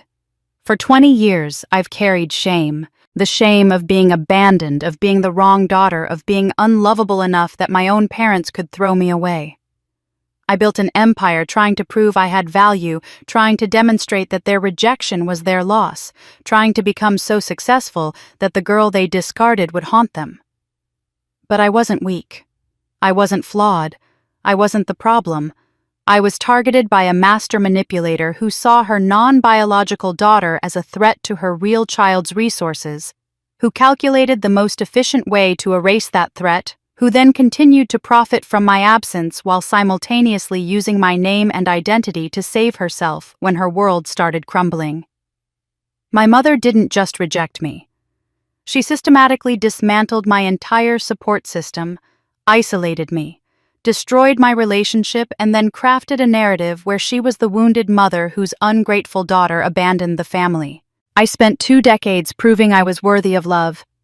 I tell Ryan, my voice steady now, clear. I built Aurora Estates because I thought if I was successful enough, rich enough, powerful enough, it would somehow prove that they were wrong about me, that I was worth keeping. Jillian. But the problem was never me. I continue, and I feel the truth of it settling into my bones, replacing the shame I've carried for so long. It was them. It was her. Margaret Scott is a sociopath who sees people as chess pieces, and she's been playing a game for 20 years where she's convinced herself she's the victim. I pull out my phone, looking at the recording I made, at the evidence I've gathered, at the ammunition I've been collecting since I walked back into this house. It's time they learn what real consequences feel like, I say quietly. Ryan grabs my hand, his fingers cold against mine. What are you going to do? I look at him, at the garden, at the house glowing with Christmas lights, while darkness festers in every room. I think about my mother upstairs, already plotting her next move, already calculating how to spin this. I think about tomorrow night's gala, about the 500 guests who've paid to witness a heartwarming reunion, about the cameras and reporters and community members who think they're celebrating a family healing. I smile, and I feel how cold it is, how different from anything the old Jillian could have managed. I'm going to give them exactly what they wanted, I say. A family reunion they'll never forget, starting with tomorrow's gala. The next 24 hours pass in a blur of preparation. I make calls from my rental car parked 3 blocks from the house, coordinating with Marcus back in Seattle, with my attorney Catherine Wu with the production company I've hired, under the guise of filming a documentary about family reconciliation and second chances. My mother thinks the cameras are here to capture her triumph. She has no idea they're here to document her destruction. By the time the Scott Estate Christmas Gala begins at 6 o'clock on December 23rd, everything is in place. The house has been transformed into something out of a fairy tale. Every room glitters with thousands of white lights. The ballroom where I used to practice piano has been cleared and fitted with a temporary stage. Ice sculptures grace the entryway. Servers in black ties circulate with champagne and hors d'oeuvres that probably cost more than my mother's monthly mortgage payment. A string quartet plays classical Christmas music in the corner. Everything is elegant, expensive, and designed to prove that the Scott family still matters, still has status, still deserves to be saved. 500 guests fill the house, paying $500 each for the privilege of witnessing what they think will be a heartwarming reconciliation. I recognize faces from my childhood former teachers, family friends, local business owners. The mayor is here, of course, working the room with practiced politician charm. There are reporters from 3 local news stations, their cameras capturing every moment. The Ashford Gazette has sent their senior journalist. Even a stringer from the Portland Tribune is here, notebook in hand, chasing what she thinks is a feel-good holiday story. What none of them know is that my own film crew is also here, 3 cameras positioned strategically around the room, presented as a documentary team, filming a piece about forgiveness and family healing. The crew chief, a woman named Diana who owes me a favor from a property deal 3 years ago, knows exactly what this really is. Her equipment is professional grade, her audio crystal clear, her live stream connection to my company's social media accounts ready to go live at my signal. 300,000 followers waiting to watch what they think is a Christmas miracle. Marcus arrived this morning officially as my assistant, but actually as my covert operative. While helping with gala setup, he's planted wireless microphones throughout the house. The study where my mother does her scheming. The kitchen where staff gossip. Even my mother's bedroom where she makes her private calls to this mysterious Ethan. Every conversation, every whispered plot, every unguarded moment is being captured and stored on secure servers. I move through the party like I was born for this role, and in a way I was. 20 years of building a business empire has taught me how to perform, how to make people see exactly what I want them to see. I pose for photographs with my mother, her arm around my waist, both of us smiling for the cameras. I laugh at my father's halting jokes, wheeling him around to introduce him to guests playing The Devoted Daughter Returned. I compliment Samantha's emerald green dress, admire her hair, ask about Lily with genuine seeming warmth. To everyone watching this is a beautiful story of reconciliation. The prodigal daughter who made it big, coming home to heal old wounds and save the family estate. Everyone loves a redemption arc, especially at Christmas. When a reporter from the Gazette approaches me with her recorder, I give her exactly what she wants. "How does it feel to be home after 20 years?" She asks, her eyes bright with the assumption that I'll say something touching about forgiveness and the power of family love. I smile, the expression I've perfected in boardrooms and negotiations, warm, but with an edge that most people miss. "The truth has a way of bringing families together," I say carefully. "And tonight I'm committed to nothing but truth." She nods, scribbling in her notebook, completely missing the warning embedded in my words.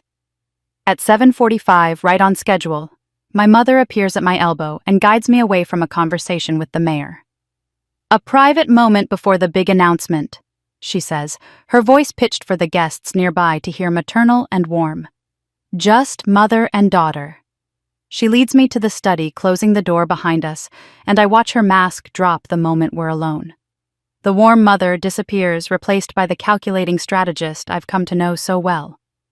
"I've prepared a simple statement for you to read," she says, pulling a card from her pocket and handing it to me. Her handwriting is as elegant as always, each word chosen with precision. I read it slowly. The statement commits me to a $2 million donation to save the historic Scott estate and preserve our family legacy. It establishes a family trust with Margaret Scott as primary trustee, giving her complete financial control over the funds. It includes language about healing past misunderstandings and honoring the bonds of family regardless of challenges. It's a masterpiece of manipulation, carefully worded to make me look generous while actually signing over control of millions to a woman who forged my signature on mortgage documents. "This is your chance to do the right thing," my mother says, watching my face carefully. "After all, you owe this family everything, even if you weren't born into it." There it is. The truth finally spoken aloud in private. The acknowledgement that I'm not really hers, combined with the implication that this somehow creates a debt I need to repay. As if being raised under false pretenses, then framed and exiled, means I should be grateful and compliant. I look up from the card and meet my mother's eyes. For just a moment, I let her see the daughter she created, not the biological mistake she tried to erase, but the woman forged in the fires of her cruelty, the CEO who built an empire out of spite, the strategist who learned from the master manipulator herself. "You're right, Mother," I say quietly. "It is time to do the right thing." She smiles, relief and triumph flooding her face. She actually thinks I'm agreeing to her terms, that I'm going to walk out on that stage and hand over $2 million to save her from the consequences of her own greed and cruelty. She has no idea what's coming. At 8 o'clock exactly, the string quartet stops playing. The house falls into expectant silence. Margaret takes my arm and walks me toward the ballroom where the makeshift stage has been set up, draped in white fabric and Christmas greenery, lit by professional lighting that makes everything look magical and pure. 500 guests turn to watch as we enter. Cameras lift. Phones come out for photos and videos. The live stream goes active, the red light on Diana's main camera blinking to indicate we're now broadcasting to 300,000 people across the country. My mother gives me one final squeeze of encouragement, one last smile that's meant to look maternal, but just looks victorious. And then I'm climbing the 3 steps to the stage, taking the microphone from its stand, looking out at a sea of faces that expect to witness a Christmas miracle. I see Marcus in the back, his phone showing me the live stream viewer count climbing rapidly. I see the reporters with their cameras trained on me.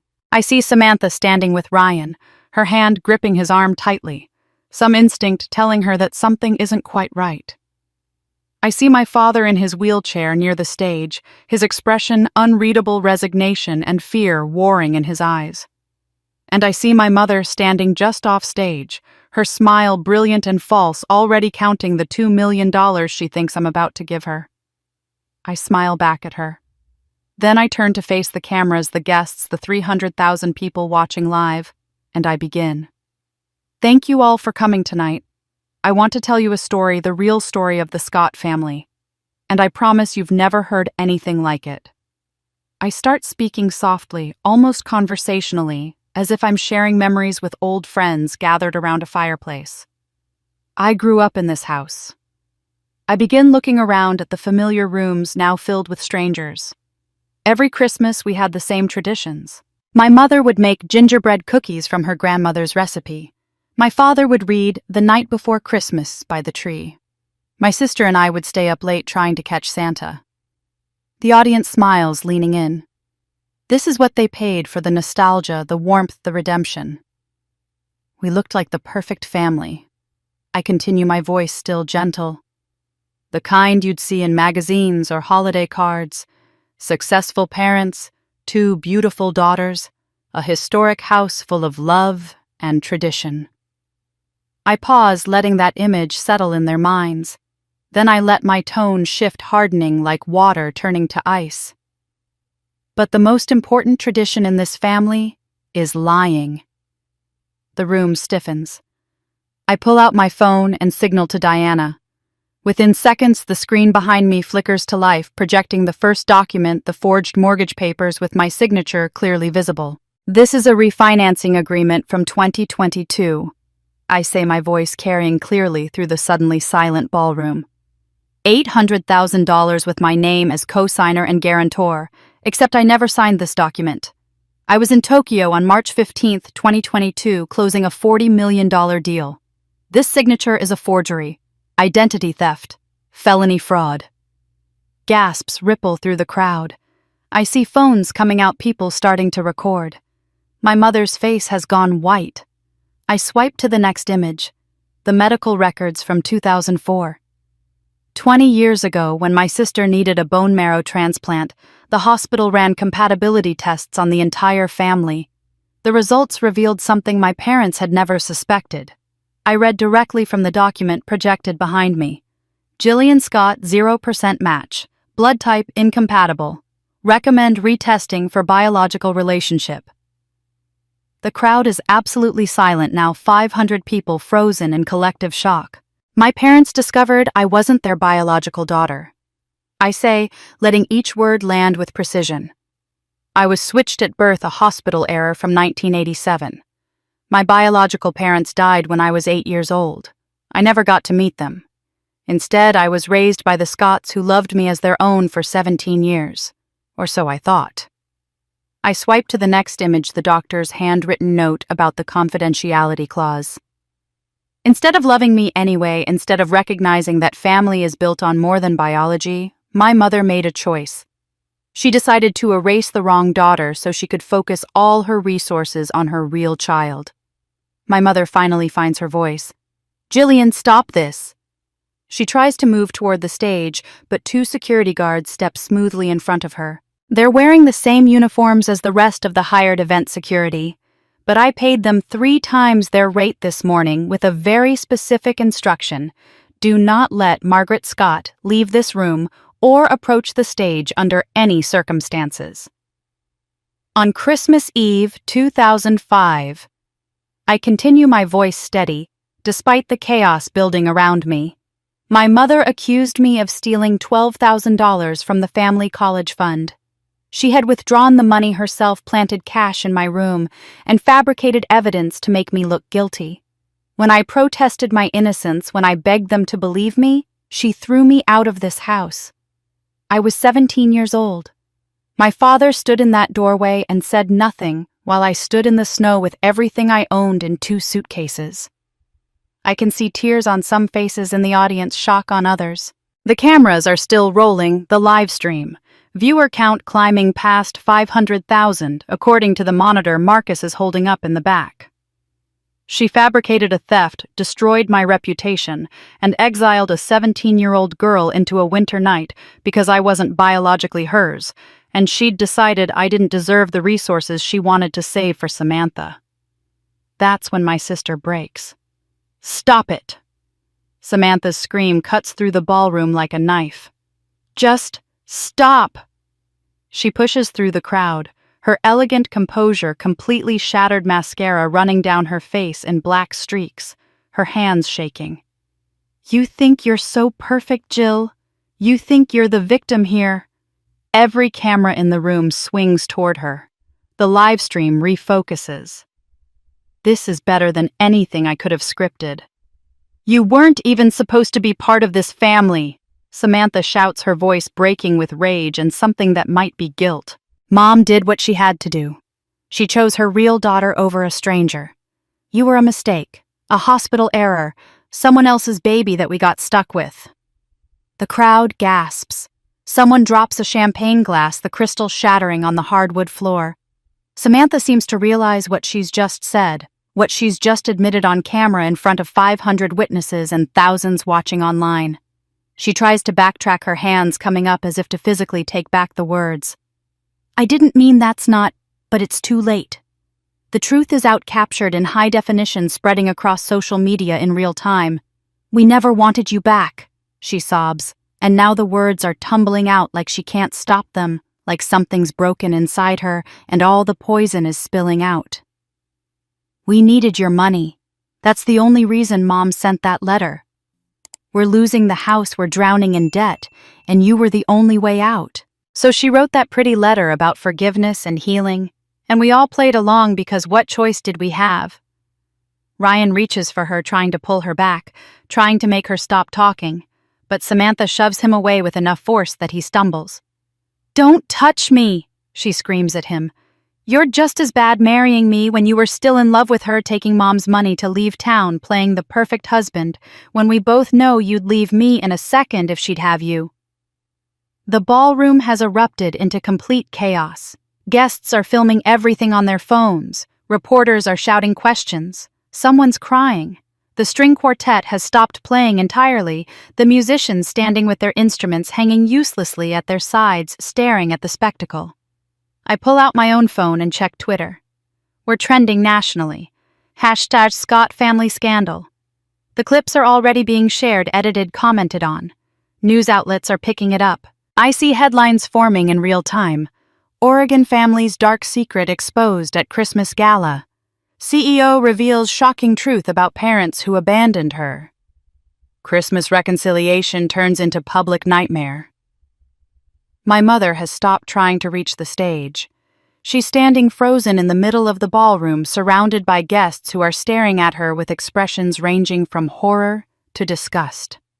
The woman who crafted this entire event as her redemption arc, who sold tickets to witness her triumph, is watching everything she built collapse in real time. I raise the microphone one last time. The room doesn't quiet completely, but enough people stop talking to hear me. "To everyone who bought a ticket tonight," I say, my voice cutting through the chaos, "your money will be refunded in full by the end of the week. This house doesn't deserve to be saved." Then I set down the microphone, step off the stage, and walk toward the kitchen exit. Behind me, the ballroom descends into complete pandemonium. Guests shouting questions, security trying to maintain order. My mother's voice rising in some attempt at explanation that no one is listening to anymore. Samantha still sobbing somewhere in the crowd. I push through the kitchen door, needing air, needing distance, needing to be anywhere but in that room full of witnesses to the destruction I just unleashed. That's when I hear the wheelchair wheels behind me moving faster than I would have thought possible given my father's condition. "Please, Jillian." His voice is desperate, cracking with urgency. "There's something about Lily you need to know before you destroy everything." I turn slowly, looking at this man who stayed silent 20 years ago, who's stayed silent through everything since. "She's not who you think she is," he says, his good hand gripping the wheelchair armrest so hard his knuckles are white. "And if you don't listen to me right now, you're going to do something you can never take back." I stare at my father in the kitchen, his words hanging in the air between us like smoke. "She's not who you think she is." But before he can explain, before he can tell me whatever secret he's been carrying about Lily, the kitchen door bursts open and Marcus appears, phone in hand, his face tight with urgency. "We need to leave," he says.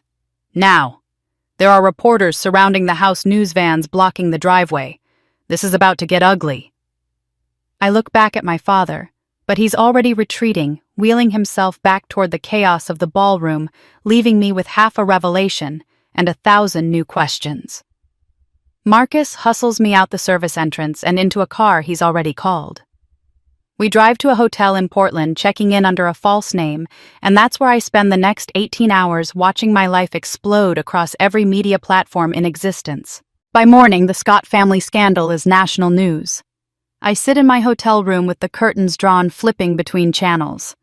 CNN runs a segment titled, "When Forgiveness Becomes Fraud," featuring legal experts debating whether my mother could face criminal charges. Fox News has a panel discussion where a conservative commentator calls me ungrateful and accuses me of destroying the sanctity of family for publicity. MSNBC interviews a family law attorney who praises my courage in exposing elder abuse and financial fraud. The public is viciously divided. My company email, my social media accounts, even my personal cell phone that somehow got leaked. Everything explodes with messages. Interview requests from every major network. Book deal offers from 3 different publishers.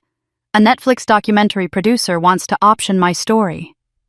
Women's advocacy groups hail me as a hero for speaking truth about family dysfunction.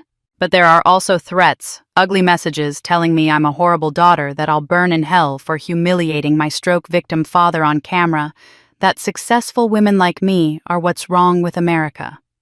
Marcus fields hundreds of calls, his laptop open on the hotel desk, sorting through the deluge while I sit on the bed watching myself become a national talking point.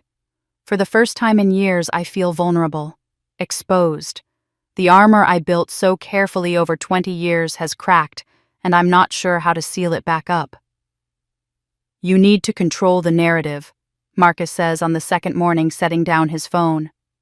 "Right now, everyone's writing their own version of your story. You need to tell them what this is really about." So I do. I schedule a press conference at the Portland Marriott, and at 2 o'clock that afternoon I stand in front of 50 reporters and twice as many cameras and make an announcement that has nothing to do with revenge. I'm establishing the Silent Daughters Foundation. I say, reading from notes I wrote at 4 in the morning when sleep wouldn't come.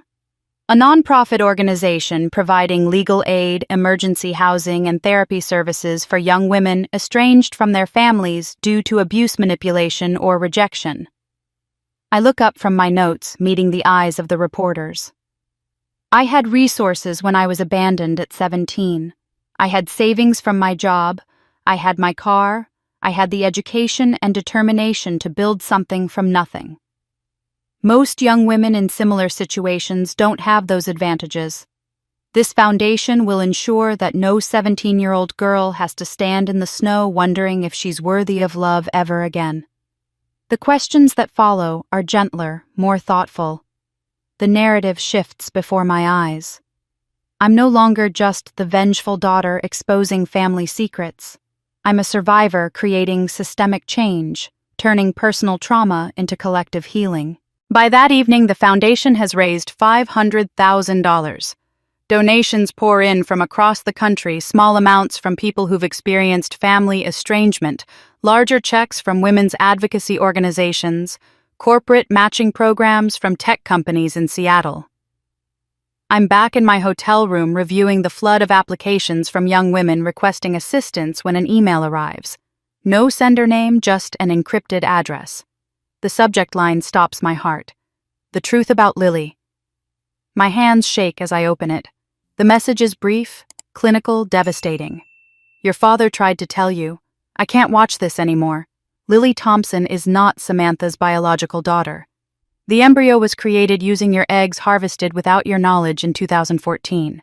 They stole your daughter and made you believe she was never yours. Check Seattle Grace Hospital records patient ID number SG 2014-8847. I was the nurse. I've kept silent for 10 years. I'm sorry. The phone slips from my fingers, clattering onto the hotel carpet. I can't breathe, can't think, can't process what I just read. Those eyes. Lily's eyes that looked exactly like mine. The resemblance that went beyond genetics. My father's guilt-stricken expression when he looked at her. They didn't just steal my childhood, my identity, my first love. They stole my child. I don't remember picking up the phone again. Don't remember dialing Marcus's number.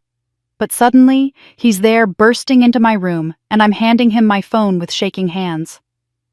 He reads the email once, twice, his face going pale. Book the next flight to Seattle.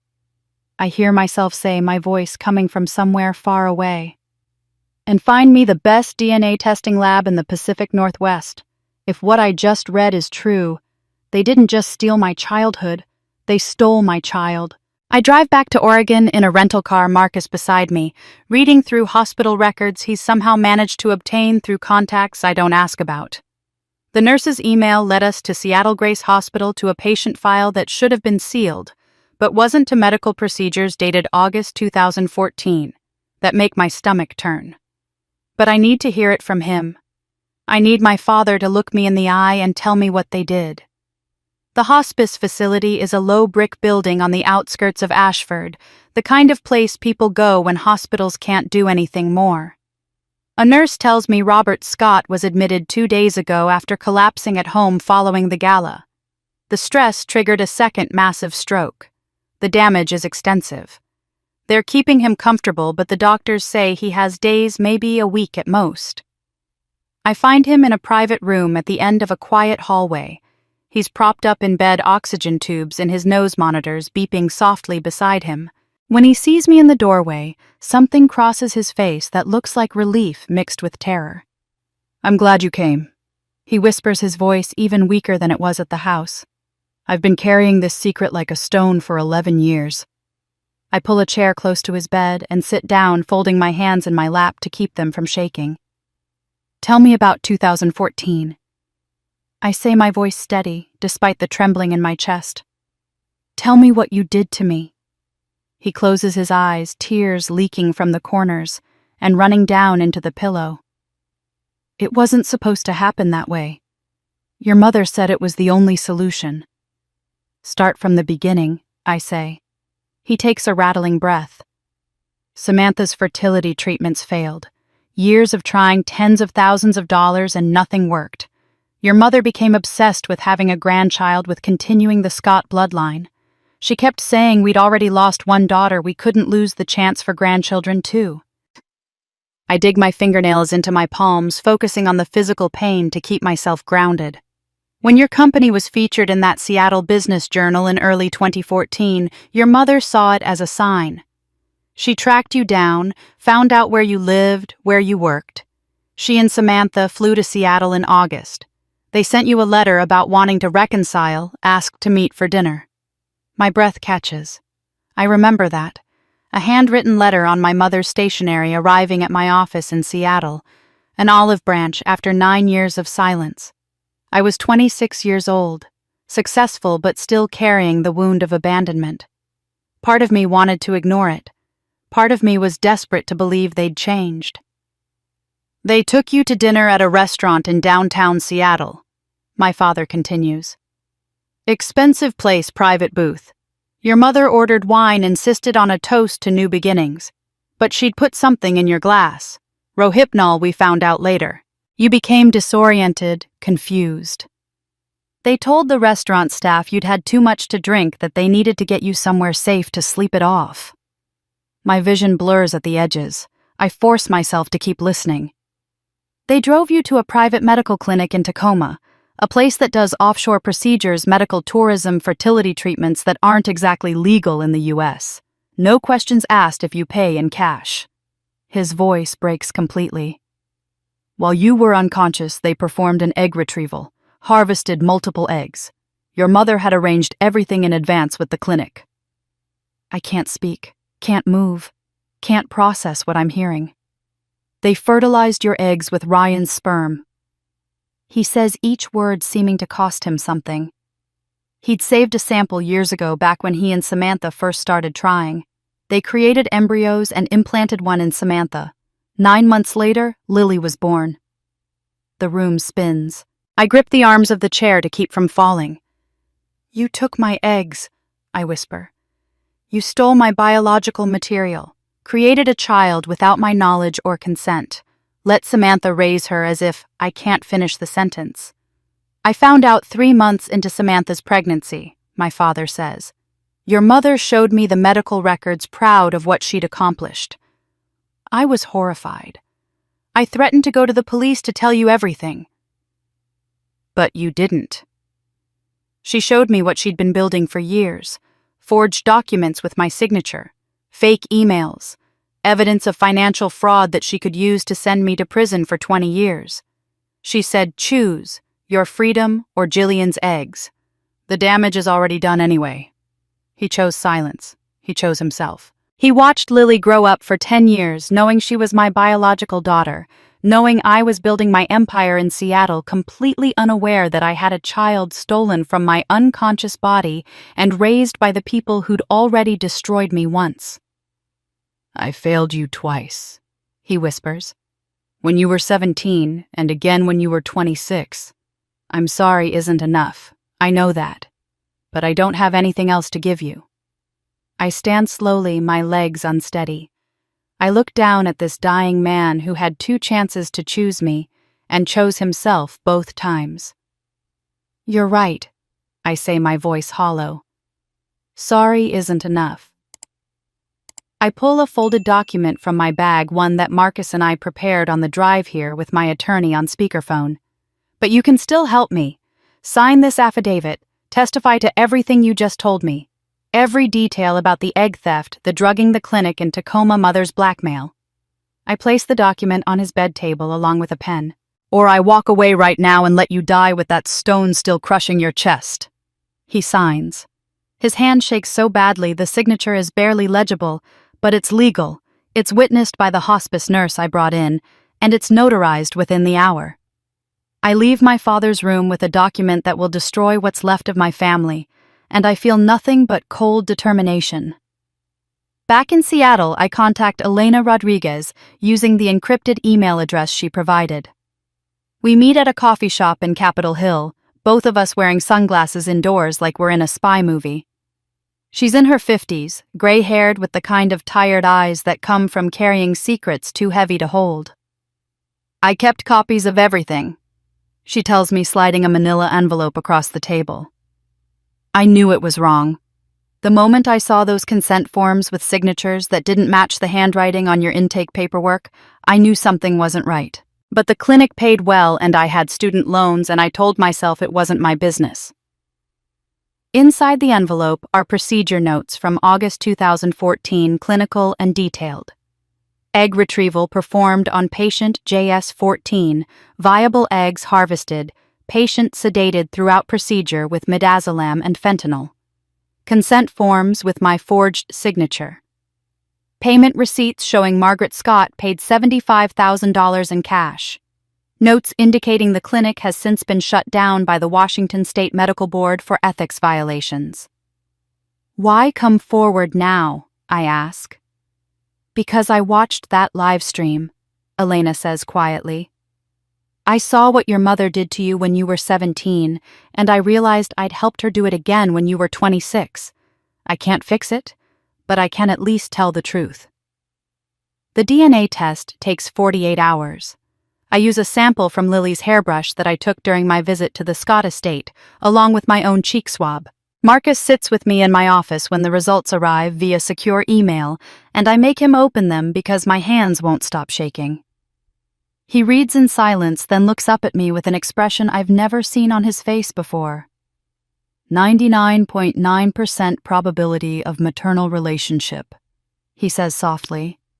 Jillian, she's your daughter. The lab report confirms what I already knew in my bones the moment I saw Lily's eyes.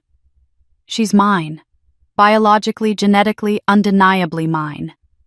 A child I didn't know I had created from my body without my knowledge raised by the people who destroyed me. I meet with Catherine Wu the next morning in her downtown office with floor-to-ceiling windows overlooking Elliott Bay. She's 45, brilliant, and known for taking on impossible family law cases. This is complicated, she says after reviewing all the evidence. The assault and medical fraud occurred in 2014, 11 years ago. Washington's statute of limitations for assault is 3 years, which means criminal prosecution is normally time-barred. Normally. There's something called the discovery rule, Catherine explains. The statute of limitations begins when the victim discovers the crime, not when it occurred. Since you only learned about this in 2025, we can argue the clock just started. It's not guaranteed, but we have a strong case for criminal charges. And custody... Catherine's expression becomes even more serious. That's the harder battle. Legally, Samantha is listed as Lily's birth mother on all official documents. She's raised her for 10 years. Proving biological maternity doesn't automatically grant you parental rights, especially when a child has established bonds with her legal parents. The courts prioritize the child's best interests, which usually means maintaining stability. So they steal my child and get to keep her because they've been raising her? It's not fair, Catherine says. But family law rarely is. We'll fight for your rights, but you need to be prepared that this could take years, and the outcome is uncertain. I arrange a meeting with my mother at Catherine's office 3 days later. Neutral territory cameras recording everything, witnesses present. Margaret arrives in a black suit looking composed and defiant, as if she's the one who's been wronged. I lay out the evidence across the conference table like playing cards in a winning hand. DNA results, medical records from the Tacoma clinic, Elena Rodriguez's testimony, my father's signed affidavit detailing everything. You didn't just abandon me, I say, my voice steady as stone. You harvested my body like I was livestock. You drugged me, violated me, stole my biological material. You created a child from my eggs and raised her as Samantha's trophy, while I built an empire completely unaware I was a mother.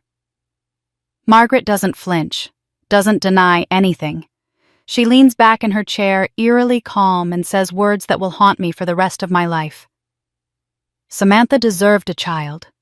You were focused on building your career. I made the choice that benefited everyone. The sociopathic rationalization is breathtaking in its cruelty. In her mind, stealing my eggs while I was unconscious was a practical solution to a family problem.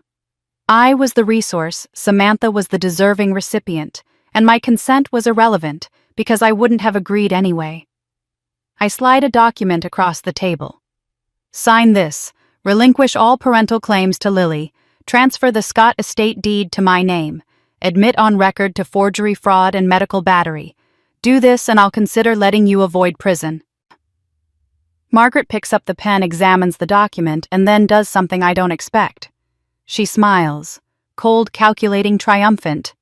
You think you've won, she says, but you haven't met Ethan yet.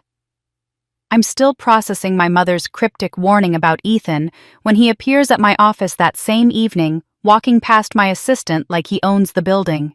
He's 58, silver-haired, wearing a suit that costs more than most people's monthly rent, and radiating the kind of calculated menace that comes from years of getting away with things.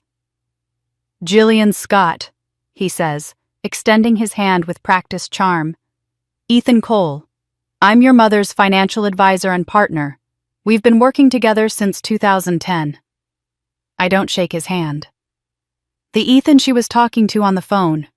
The one helping her plot how to extort me. His smile doesn't waver. I prefer to think of it as strategic financial planning. Your mother came to me with complex situations over the years, and I provided solutions. Solutions like forging mortgage documents in my name, among other things. He sits in the chair across from my desk without being invited, crossing his legs with infuriating ease. The mortgage restructuring was my idea, yes, as was the more creative solution to Samantha's fertility issues in 2014.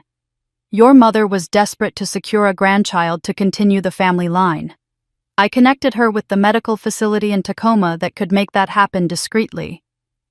The casual way he admits to orchestrating the theft of my eggs makes my vision blur red at the edges. But I'm not here to discuss the past, Ethan continues smoothly. I'm here to discuss the future, specifically your future if you continue down this path of revenge against your mother. He pulls a manila folder from his briefcase and slides it across my desk. I open it to find financial records, transaction histories, corporate filings. It takes me a moment to understand what I'm looking at, and when I do, my blood runs cold. The Scott Family Hope Foundation, Ethan says. The charity your mother founded, which you've been so generously supporting for years. $5,000 a month every month for over a decade. Do you know what that foundation actually does? I stare at the documents showing money flowing through the foundation in complex patterns amounts that don't match the modest charitable work my mother claimed to be doing. It launders money, Ethan says. Over $3 million from my investment management business cleaned through your mother's charity and redistributed to offshore accounts. And you, Jillian Scott, have been funding it. Your donations have been commingled with the fraudulent funds. You're technically complicit in a federal money laundering operation. The trap snaps closed around me with elegant precision. If you pursue criminal charges against Margaret, Ethan continues, his voice still calm and reasonable, I'll ensure federal investigators receive anonymous tips about your involvement. Your company will be investigated. Your assets will be frozen pending the investigation. Your reputation as a self-made success story will be destroyed when the media learns you've been funding criminal enterprise. Everything you've built over 20 years will collapse. He stands buttoning his suit jacket. It's an unfortunate situation, but you have a choice. Drop the charges against your mother, sign the settlement agreement, giving her control of the family trust, and walk away. Or push forward and watch your empire burn while trying to prove you were an unwitting accomplice rather than a co-conspirator. You're blackmailing me. I'm presenting you with options and their natural consequences. His smile is cold professional. You have 48 hours to decide. Choose wisely, Miss Scott. He walks out, leaving the folder on my desk like a ticking bomb. The moment the elevator doors close behind him, I'm on the phone with Marcus. I need everything on Ethan Cole: financials, properties, business associates, family, communications, parking tickets, everything. I want to know what brand of toothpaste he uses and where he was on the night of his high school prom. Deploy the entire security team. On it, Marcus says, and I hear the familiar click of his keyboard already working. 6 hours later, my conference room looks like a war room. Marcus has assembled a team of investigators, forensic accountants, and corporate researchers. The walls are covered with printouts, timelines, financial flowcharts, and the picture that emerges is even uglier than I expected. Ethan Cole isn't just my mother's financial advisor. He's been her lover since 2008, carrying on an affair for 17 years while my father deteriorated from his stroke, probably accelerating his decline with the stress of knowing his wife had moved on while he was still alive. The money laundering operation is extensive and sophisticated. Shell companies in Delaware and Nevada, offshore accounts in the Cayman Islands and Switzerland, defrauded investors across Washington, Oregon, and California who put money into Ethan's investment management firm believing it was legitimate. Over $15 million that Ethan has been systematically stealing and cleaning through various channels, including my mother's charity. Margaret has been a willing accomplice motivated by greed and whatever twisted affection she feels for this man. The charity she founded supposedly to help families in need has been nothing but a front, a way to legitimize dirty money while maintaining her social standing in Ashford. Here's the interesting part, Marcus says around midnight, pulling up a new file on the screen. Ethan has a daughter. Hannah Cole, 26 years old, graduated from Georgetown Law. She works for the Securities and Exchange Commission in their enforcement division investigating financial fraud. I look up from the financial documents I've been reviewing. Does she know about her father? No indication that she has any idea. She's built her career on prosecuting exactly the kind of crimes he's been committing. Her social media is full of posts about justice and accountability. She even gave a TED Talk last year about how white-collar criminals destroy lives and rarely face consequences. Marcus pulls up Hannah Cole's LinkedIn profile, her TED Talk, her published articles on financial crime.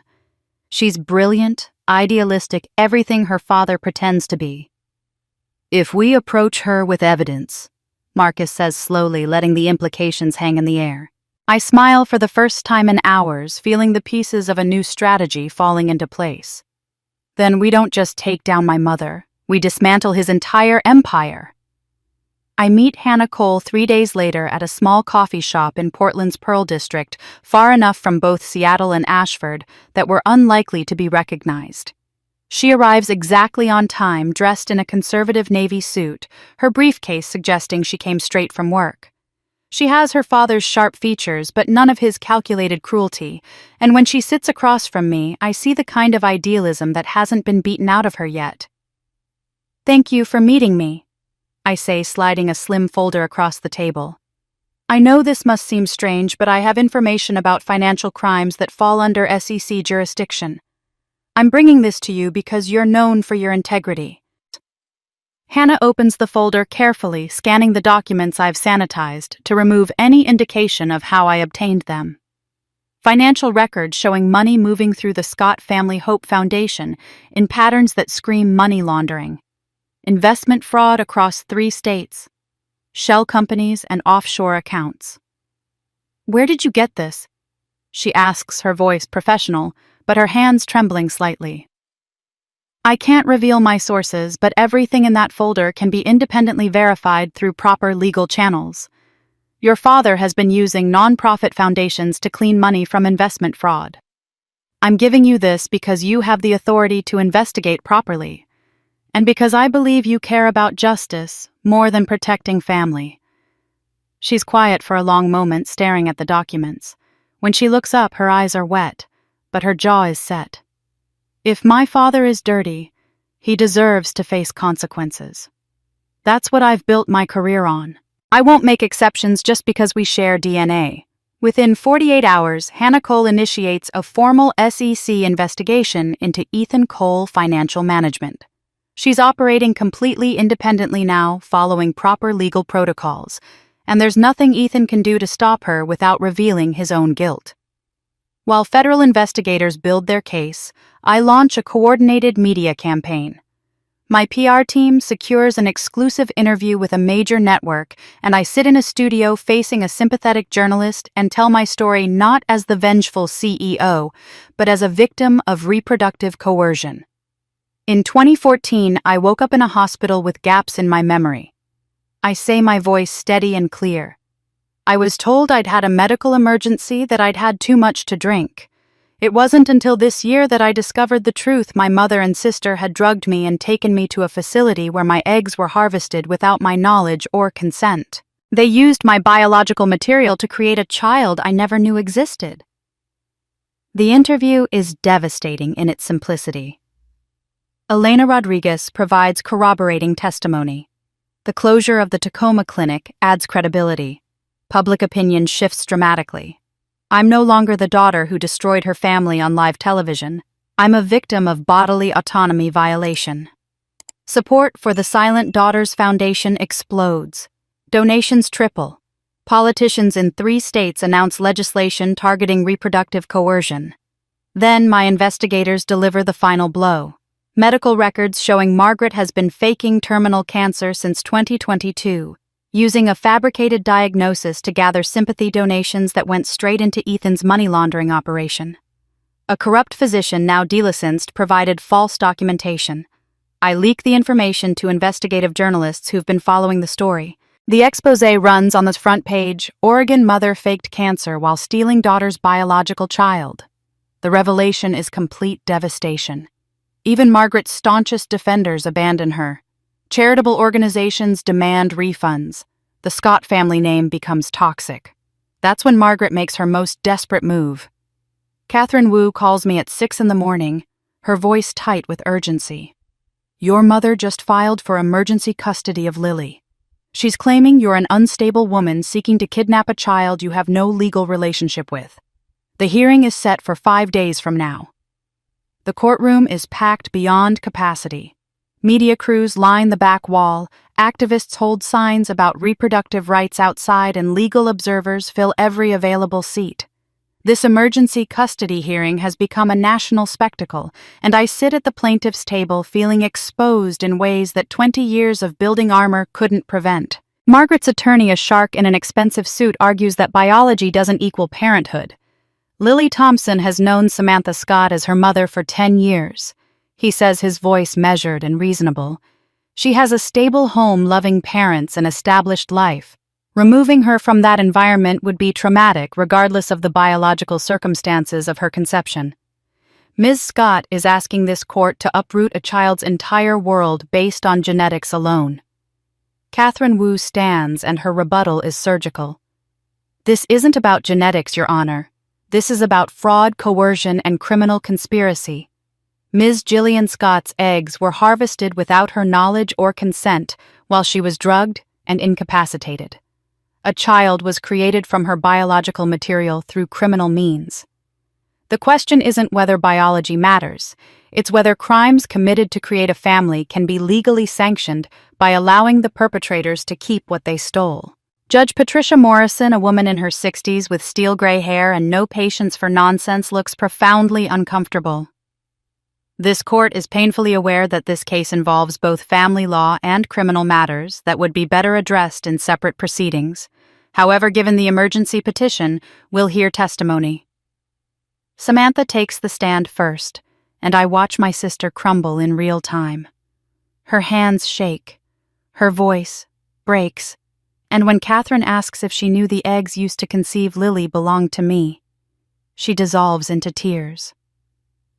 Yes, she whispers. I knew.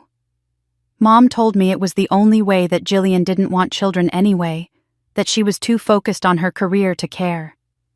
I didn't think it mattered because Jillian wasn't going to be a mother. I thought I was just using biological material that would otherwise go to waste. The rationalization is breathtaking in its delusion.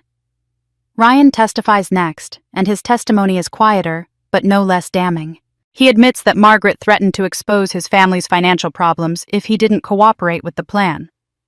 She had documentation of tax issues. My father's business had nothing criminal but enough to cause problems. She said if I didn't provide the sperm sample, she'd make sure we lost everything. Each testimony builds a picture of systematic manipulation of a family matriarch who orchestrated crimes with the precision of a military operation. Then Margaret takes the stand, and I watch her commit perjury with the same elegant composure she's displayed her entire life. I had no knowledge of any egg theft, she says, her voice steady and convincing. My daughter Samantha came to me in 2014 saying she'd arranged for fertility treatment through a friend's recommendation. I assumed everything was legal and consensual.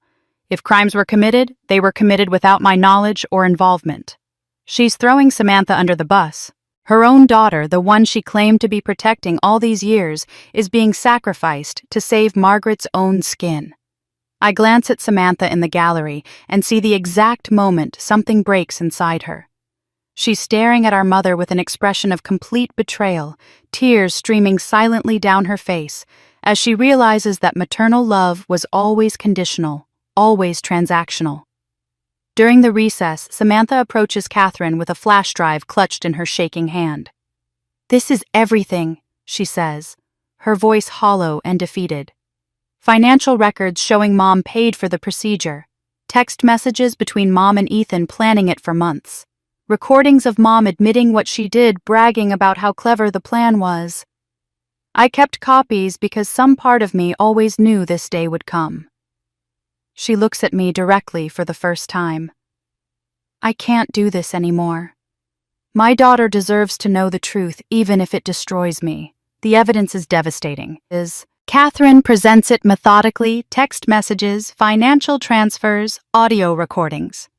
Margaret's carefully constructed lies collapse under the weight of her own daughter's testimony. Judge Morrison's verdict comes 2 hours later.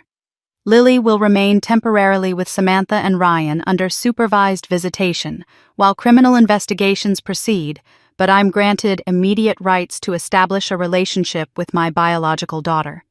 It's legal recognition of my maternity, but not the full custody I wanted. Mrs. Margaret Scott, the judge says, her voice hard as stone, you are found in contempt of court for perjury. Bailiff, take her into custody pending criminal investigation. I watch my mother being led away in handcuffs, her elegant composure finally cracking, and I feel absolutely nothing. No triumph, no vindication, no sense of justice served, just exhausting emptiness. 20 years I spent building toward this moment. 20 years proving I was strong enough, successful enough, powerful enough to make them regret what they did to me. And now that I've won, now that my mother is in handcuffs, and my sister has betrayed her, and the truth is exposed for the world to see, all I feel is tired. Revenge doesn't heal wounds. It just exposes them. I walk out of the courthouse into winter rain, and Marcus finds me sitting alone on a bench, letting the water soak through my expensive suit. You won, Jill, he says gently, sitting beside me. Why do you look like you lost? I stare at my hands at the manicured nails and designer watch, and all the markers of success I've accumulated like armor. Because winning was supposed to feel different. But I'm still that girl standing in the snow wondering why she wasn't enough. The media storm that follows the custody hearing is worse than I anticipated. For every supporter who praises my courage, there are 10 critics who tear me apart. Conservative commentators accuse me of weaponizing victimhood, of destroying a sick elderly woman for publicity. Op-eds question whether someone who publicly humiliates the only family a child has ever known is truly fit to be a parent. The foundation's email inbox fills with threatening messages, calling me a narcissist, accusing me of using trauma for profit, claiming I'm no better than the mother I've exposed. I try to push through it to maintain the armor I've built over 20 years. The foundation hosts a major fundraising gala in Seattle. 800 donors gathered to celebrate the work we've done supporting estranged young women. I'm supposed to give a speech about resilience, about turning pain into purpose, about building something meaningful from the ruins of trauma. I make it halfway through before my vision starts to narrow. The words on my note card blur. My chest tightens until I can't draw breath. The room spins, 800 faces staring at me expectantly while I stand frozen on stage, drowning in front of an audience. Security escorts me off as flashbulbs pop and phones record my collapse. By morning, the photos are everywhere. Revenge Empire Crumbles CEO has breakdown at own event. The woman who exposed her family's darkest secrets can't handle the consequences of her own actions. I'm in my hotel room, curtains drawn, phone turned off, when Marcus bursts in without knocking. It's Samantha, he says, his face pale. Ryan just called. She overdosed on sleeping pills. They've got her at Providence Memorial ICU. I don't remember the drive to the hospital. I tell myself I'm going for Lily, not for Samantha, because forgiveness isn't something I'm capable of yet. But when I see that little girl sitting in the ICU waiting room, small and terrified, with Ryan's jacket draped over her shoulders, something cracks in my chest. Ryan looks up when I approach, his face haggard. She left a note, said she couldn't live with what she'd done, that Lily deserved better than a mother built on lies. The nurse allows me into Samantha's room. My sister lies in the hospital bed tubes and monitors tracking the life they've managed to save, and she looks broken in a way that mirrors my own fracture. Her eyes are hollow, her skin pale, and when she sees me, fresh tears spill down her cheeks. I'm sorry I stole your daughter, she whispers, her voice raw and broken. But I loved her. God, I loved her like she was mine. I loved being her mother, and I don't know how to give her back. I stand beside the bed looking at this woman who participated in one of the worst violations of my life, and I see something I've refused to acknowledge until now. Samantha is also a victim of Margaret's manipulation. She was groomed from birth to be the perfect daughter, told her worth depended on meeting impossible standards, raised to believe that love was transactional and conditional. She didn't steal my eggs because she was evil. She stole them because she'd been taught that her value required producing a grandchild, and she was willing to commit crimes to earn the approval that was always just out of reach. You don't have to give her back, I say quietly. She's not property. She's a person who loves you because you raised her. Samantha sobs, the kind of deep shaking cries that come from years of holding everything in. I hear small footsteps behind me and turn to find Lily standing in the doorway, having slipped past the nurses. She's 10 years old, wearing jeans and a unicorn sweater, and she's staring at me with my own eyes. Are you my real mom? She asks with the heartbreaking directness that only children possess. I kneel to her level, so we're eye to eye. Biologically, yes. Logically, your body was made from my eggs and your dad's sperm. But Samantha raised you, took care of you, loved you every day of your life. Biology doesn't erase that. Lily processes this information with the careful consideration of someone much older than 10. Can I have 2 moms? The question breaks something open in my chest that I've kept locked for 20 years. I've been so focused on justice, on winning, on being right, on proving that I was wronged and deserved vindication. But standing here in this hospital room with a child who's been caught in the crossfire of adult cruelty, I realize I've been fighting the wrong battle. Yes, I whisper. I think you can. Lily takes my hand, her small fingers gripping tight with surprising strength. Then can you help me save my other mom? Because I think she's as lost as you were when you were 17. And in that moment, staring at this child who shouldn't exist, who was created through violation but raised with love, who's asking me to be better than my pain, I understand something fundamental. Revenge doesn't heal wounds. It just exposes them. But breaking the cycle, that's something different. That's choosing to be more than what was done to you. Yes, I say again, squeezing her hand. I can help. Samantha spends 3 weeks in psychiatric care, and during that time, I receive a letter forwarded from Ryan. The envelope is decorated with stickers of unicorns and rainbows, addressed in the careful block letters of a child who's trying very hard to get every word right. Inside, Lily's handwriting covers 2 pages of lined notebook paper, each sentence clearly labored over, some words crossed out and rewritten. Dear Jillian, Aunt Sam told me what Grandma did was wrong, but she also said people do bad things when they're scared. I'm scared too. I'm scared everyone I love is going to keep hurting each other. Please forgive us so we can breathe again. The simplicity of it breaks me in ways that all the legal battles and media storms couldn't. A 10-year-old child asking for permission to breathe, caught between the adults who created her through violation and raised her with love. Tucked into the letter is a drawing on construction paper, 3 women holding hands under a Christmas tree decorated with ornaments. Each figure is labeled in Lily's careful writing, Mom Sam, Mom Jillian, and me. We're all smiling in the drawing, all connected, all belonging to each other in the way that only a child could imagine possible. I hang the drawing in my office that afternoon, the first personal item I've displayed in the 2 decades since I built this empire. Marcus walks in, sees it on the wall beside my business awards, and doesn't say anything. He just nods, understanding what it means that I'm finally allowing something human into this carefully constructed fortress. 3 days after the custody hearing, I get the call that my father has died. The hospice nurse tells me he passed peacefully in his sleep and that he left something for me. When I arrive to collect his belongings, she hands me a thumb drive. He recorded this 2 days ago, she says. He wanted to make sure you received it. I watch the video alone in my hotel room. My father sits propped up in his hospice bed, the left side of his face drooping from stroke damage, but his eyes are clear and focused on the camera. I'm not asking for forgiveness. He says, his words slow and deliberate. I don't deserve it, but I can give you something I should have given you 30 years ago. The truth about where you came from. He tells me about Sarah and Michael Chen, my biological parents, who died in a car accident in 1995 when I was 8 years old. Your mother was a middle school English teacher. Your father played saxophone in a jazz band and taught music lessons. By all accounts, they were good people who loved their daughter very much. They would have been proud of who you became.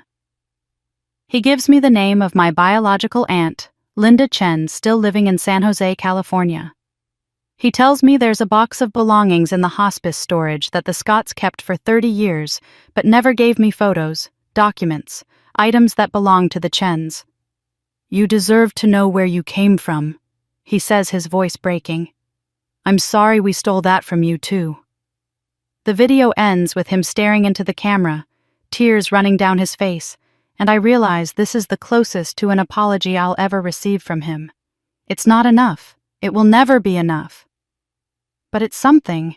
When I go to collect his hospice belongings, I find a key taped inside his Bible with a note in his shaky handwriting. For Jillian, when you're ready to understand. The key opens a locked room in the Scott Estate's attic that I never knew existed. I have to get permission from the bank that now owns the foreclosed property, have to explain who I am and why I need access. When I finally climb those attic stairs and unlock the door, I find 30 years of my erased life. Boxes of my childhood artwork that Margaret claimed were thrown away. Report cards showing straight A's. Awards from spelling bees and science fairs. Photos of me that had been cut from family albums carefully preserved in this secret space. Everything that proved I existed, that I mattered, that I was once loved, hidden away like contraband. And buried beneath it all in a locked cedar chest, I find Margaret's personal diary. Leather-bound journals spanning from 1983 to 2024, her elegant handwriting filling page after page with thoughts she never intended anyone to read. I sit on the dusty attic floor and begin at the beginning, and what I discover is a complexity I wasn't prepared for. The early entries are from a young woman who grew up in crushing poverty in rural Kentucky, who went hungry more nights than not, who worked her way through college on scholarships and sheer determination. She writes about meeting Robert, about the terror of almost losing him to another woman, about the desperate need to secure her place in a world that could snatch everything away without warning. The entries about my birth in 1987 are filled with anxiety. She doesn't look like us. Dark hair, dark eyes. The nurses keep saying she's beautiful, but I can't shake the feeling that something's wrong. What if she's not ours? What if there was a mistake?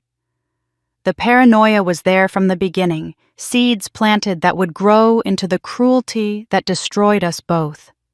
The entries from 2004, when the blood tests revealed the truth, are devastating in their cold calculation. She writes about the choice she faced.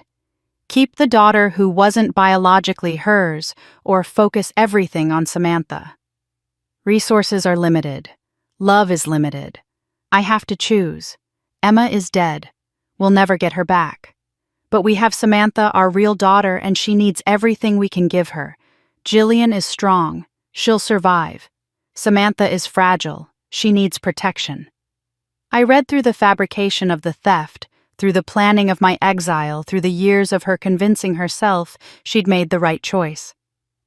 And then I reached the final entry dated 1 week before she sent that reunion invitation that brought me back to Ashford.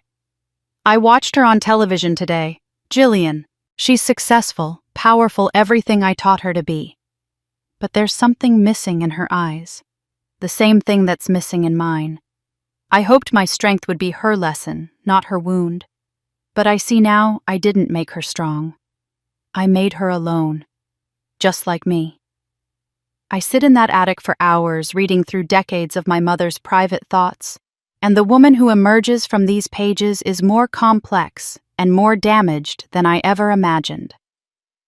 The early entries from the 1980s reveal a Margaret I never knew, a young woman who grew up as the eldest of 7 children in rural Kentucky, in a house where hunger was a constant companion, and winter meant choosing between heat and food. She writes about wearing the same dress to school for weeks, about the shame of accepting charity from church ladies, about watching her younger siblings cry from empty stomachs while their father drank away what little money they had. She clawed her way out through sheer determination, working 3 jobs to put herself through community college, transferring to a state university, on scholarships, meeting Robert at a campus library, and seeing in him a ticket to the middle-class stability she'd been desperately seeking. The entries about their early marriage are filled with terror, barely contained terror that it would all be taken away, that she'd slip back into the poverty that had defined her childhood. That one wrong move would send her tumbling back into hunger and shame. When baby Jillian was brought home from the hospital in 1987, Margaret's entries are already tinged with unease. She doesn't look like me. Dark hair, dark eyes, nothing like Robert's family or mine. The nurses keep telling me she's beautiful, but I can't shake this feeling. I look at her and see a stranger. What if she's not ours? What if there was a mistake? The seed of rejection was planted from my first breath, long before any blood test confirmed her paranoid suspicions.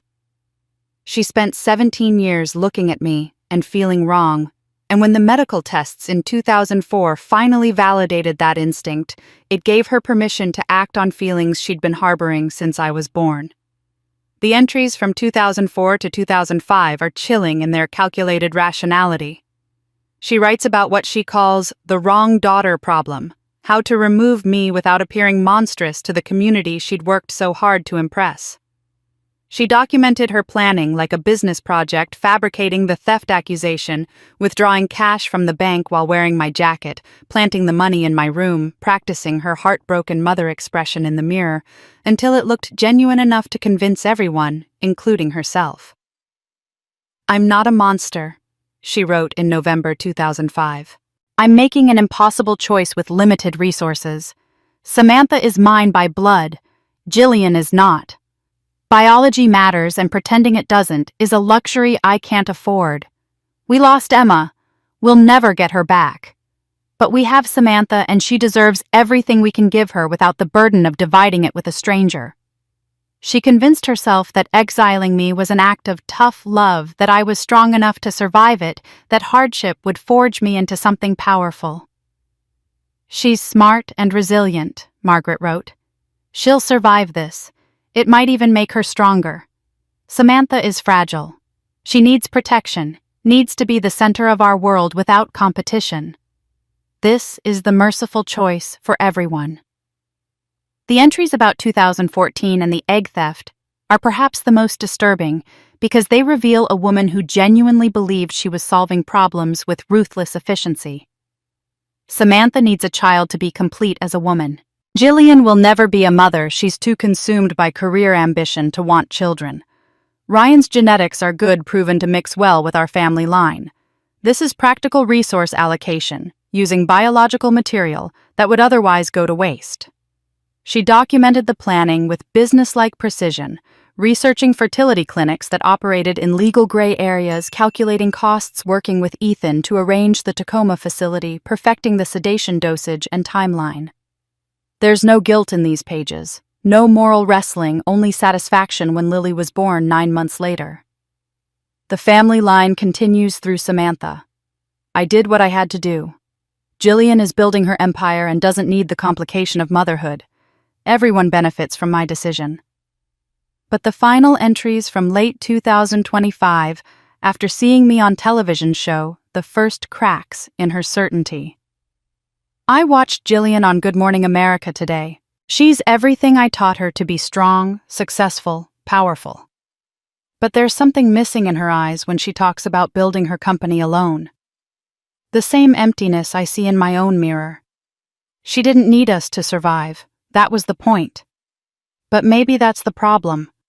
I raised her to be invulnerable, to not need anyone, to value strength over connection. And now she's exactly like me, alone at the top of an empire, surrounded by success, but isolated from love. I didn't make her strong. I made her alone. I close the diary as dawn light filters through the attic window, illuminating dust motes in the air. I understand now in a way I didn't before. My mother wasn't evil in the cartoonish sense, wasn't motivated by pure malice or sadistic cruelty. She was broken in ways that broke everyone around her, twisted by childhood trauma into someone who saw love as a finite resource and survival as a zero-sum game. Understanding doesn't mean forgiveness. The crimes she committed against me are unforgivable, the violations too deep to ever be healed by comprehension alone. But maybe understanding means something else. Maybe it means freedom from the question that's haunted me for 20 years, why wasn't I enough? The answer is that it was never about being enough. It was about a damaged woman making damaged choices from a place of pathological fear. I pull out my phone and type a message to Marcus. Schedule a visit to the Women's Detention Center. It's time I spoke to my mother. Not as her victim, as her equal.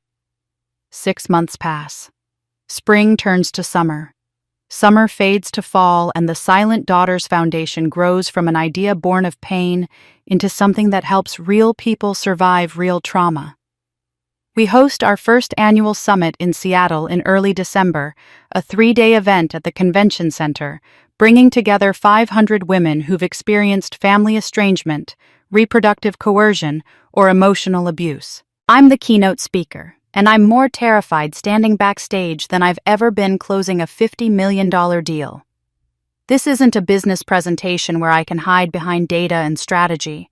This isn't a revenge plot where righteous anger can fuel my words. This is vulnerability on a scale I've never attempted, standing in front of 500 people who know exactly what it feels like to be thrown away by the people who were supposed to love you. I walk onto the stage without notes, without a script, with nothing but the truth I've spent 6 months learning to articulate. I spent 20 years proving I was worthy of love by building an empire. I begin, my voice steady, but my hands gripping the podium. I thought if I was successful enough, powerful enough, rich enough, it would somehow prove that my family was wrong about me, that I was worth keeping. I look out at the audience, at faces that mirror my own pain. But wealth doesn't heal wounds. Revenge doesn't restore what was stolen. I exposed my family's crimes on national television, watched my mother get led away in handcuffs, won custody rights to the daughter I never knew I had. And you know what? I still woke up feeling like that 17-year-old girl standing in the snow, wondering why she wasn't enough. The room is silent, 500 women holding their collective breath. The only thing that transforms pain is choosing to break the cycle, I continue. Not by becoming invulnerable, but by becoming human. Not by building walls, but by building bridges. Not by proving we don't need anyone, but by creating communities where everyone belongs. Betrayal, Asameds.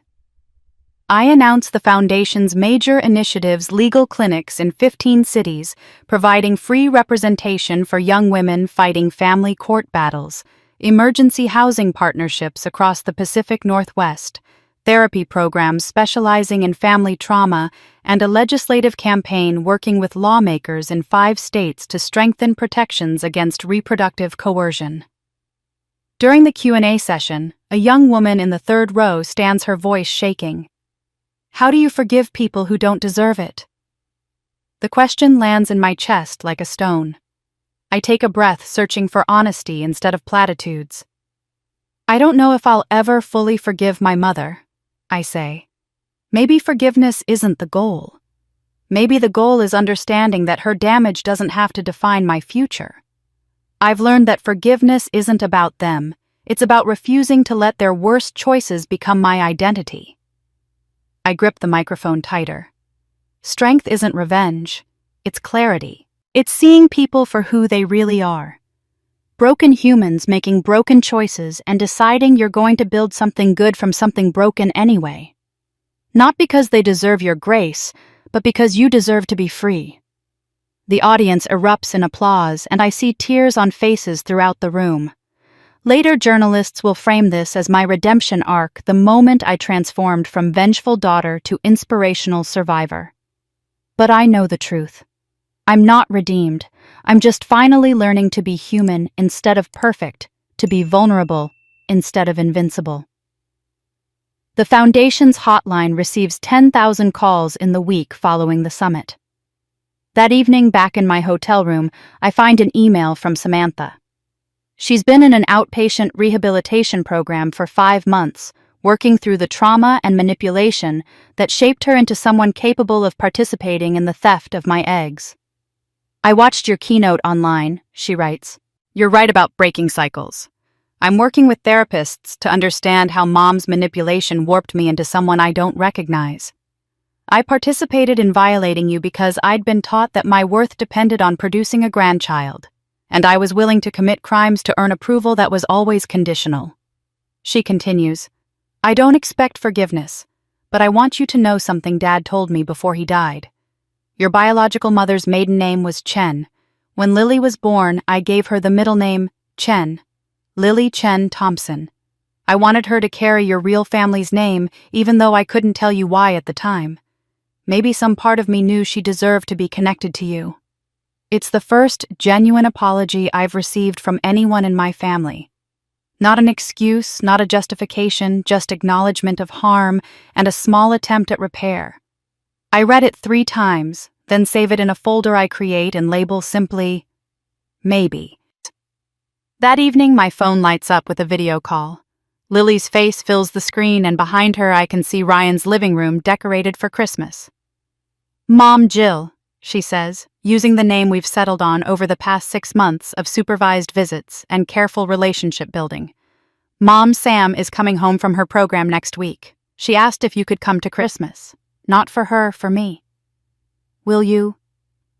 I look at this child I didn't know I had at the family we're building from the ruins of trauma and violation and 20 years of separation, and I realize something fundamental has shifted inside me. Some invitations are worth accepting. Yes, I tell her. I'll be there. I drive to Ashford on Christmas Eve, but I don't go to the Scott estate.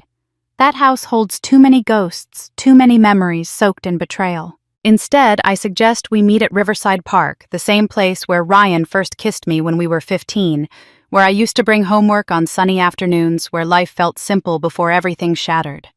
Snow is falling softly when I arrive, the kind of gentle Christmas Eve snow that belongs in movies. I see them before they see me, Lily, in a bright pink coat, building a snowman with Ryan's help, her laughter carrying across the frozen landscape. Samantha sits on a bench nearby, wrapped in a dark coat, looking fragile but present. She's 8 months sober now, her face fuller than it was in the hospital, but there's still a haunted quality to her eyes. When Lily spots my car, she runs toward me with the uncomplicated joy that only children possess, throwing herself into my arms with enough force to nearly knock me over. Mom Jill. Look, I made you a snowman. She drags me over to show me her creation, complete with stick arms and a carrot nose that's already being investigated by a curious squirrel. For the next hour, we play like normal families do. We throw snowballs. Lily's aim, terrible but enthusiastic. We make snow angels lying in the powder and moving our arms and legs while staring up at the gray December sky. Ryan produces a thermos of hot chocolate from his truck, and we pass it around our breath, making clouds in the cold air. Samantha watches from the bench, not intruding, giving me space with Lily, and I'm grateful for her restraint, even as I see the longing in her face. Finally, Lily grabs both our hands, pulling us together with determination. Come on, moms, she says, using the plural so naturally it makes my throat tight. It's Christmas. We're supposed to be together. While Lily and Ryan start building what she declares will be the biggest snow fort in Oregon, Samantha and I sit on the bench together. It's the first time we've been alone since that night in the hospital when she nearly died, and the silence stretches between us like ice. I don't expect you to forgive me, Samantha says, finally staring at her gloved hands. But I need you to know that I see it now. What Mom did to both of us. She made me believe my entire worth depended on being perfect, on having the perfect family, on producing a grandchild to continue the Scott legacy. When I couldn't get pregnant after years of trying, I thought I'd failed at the only thing that mattered. Taking your eggs wasn't about hurting you. It was about not being worthless. I hear the desperation in her voice, and I recognize it because I've felt it too. That bone-deep terror that you're not enough, that you'll never be enough, that your value is conditional on meeting impossible standards. We were both her victims, I say quietly. She twisted us in different ways. Made you desperate for approval and made me desperate to prove I didn't need it. But we don't have to be her victims anymore. We talk for a long time while snow falls around us, working out the terms of something that has no legal precedent, no template to follow. Lily will know both of us as her mothers. Samantha will keep primary custody because stability matters to a child who's already been through enough confusion. But I'll have equal access, weekends, holidays, video calls, complete involvement in school events, and decisions about her life. We'll need therapy, I say, all of us, to navigate this. I know, Samantha says. I'm already working with someone who specializes in complex family dynamics. I look at her directly. I'm not doing this for you. I'm doing it for her. She deserves better than our damage. Samantha nods, tears running down her face. She deserves better than both of us. Maybe together we can give her that. It's not forgiveness. It's not friendship. It's not reconciliation in any traditional sense. But it's a beginning, a tentative agreement to prioritize a child's well-being over our own wounds. And sometimes, that's enough. As we stand to leave, Lily appears beside us, her face serious in a way that's heartbreaking on someone so young. "What about Grandma?" she asks. "Is she coming to Christmas too?" Samantha and I exchange glances, and neither of us has an answer. The question about Margaret hangs in the cold December air unanswered. Lily eventually accepts our silence and runs back to her snow fort, but the question doesn't leave. It follows me through the holidays, through the new year, through the legal proceedings that finally conclude in late January. In the settlement of my father's estate and Margaret's criminal case, the Scott family home is awarded to me as restitution for the forged mortgage and years of financial fraud. The bank that foreclosed releases the property to me with an apology and a stack of paperwork. I stand in the driveway looking at the Victorian house that shaped and destroyed me, and I have a choice to make. I could sell it, pocket the money, let someone else deal with the ghosts.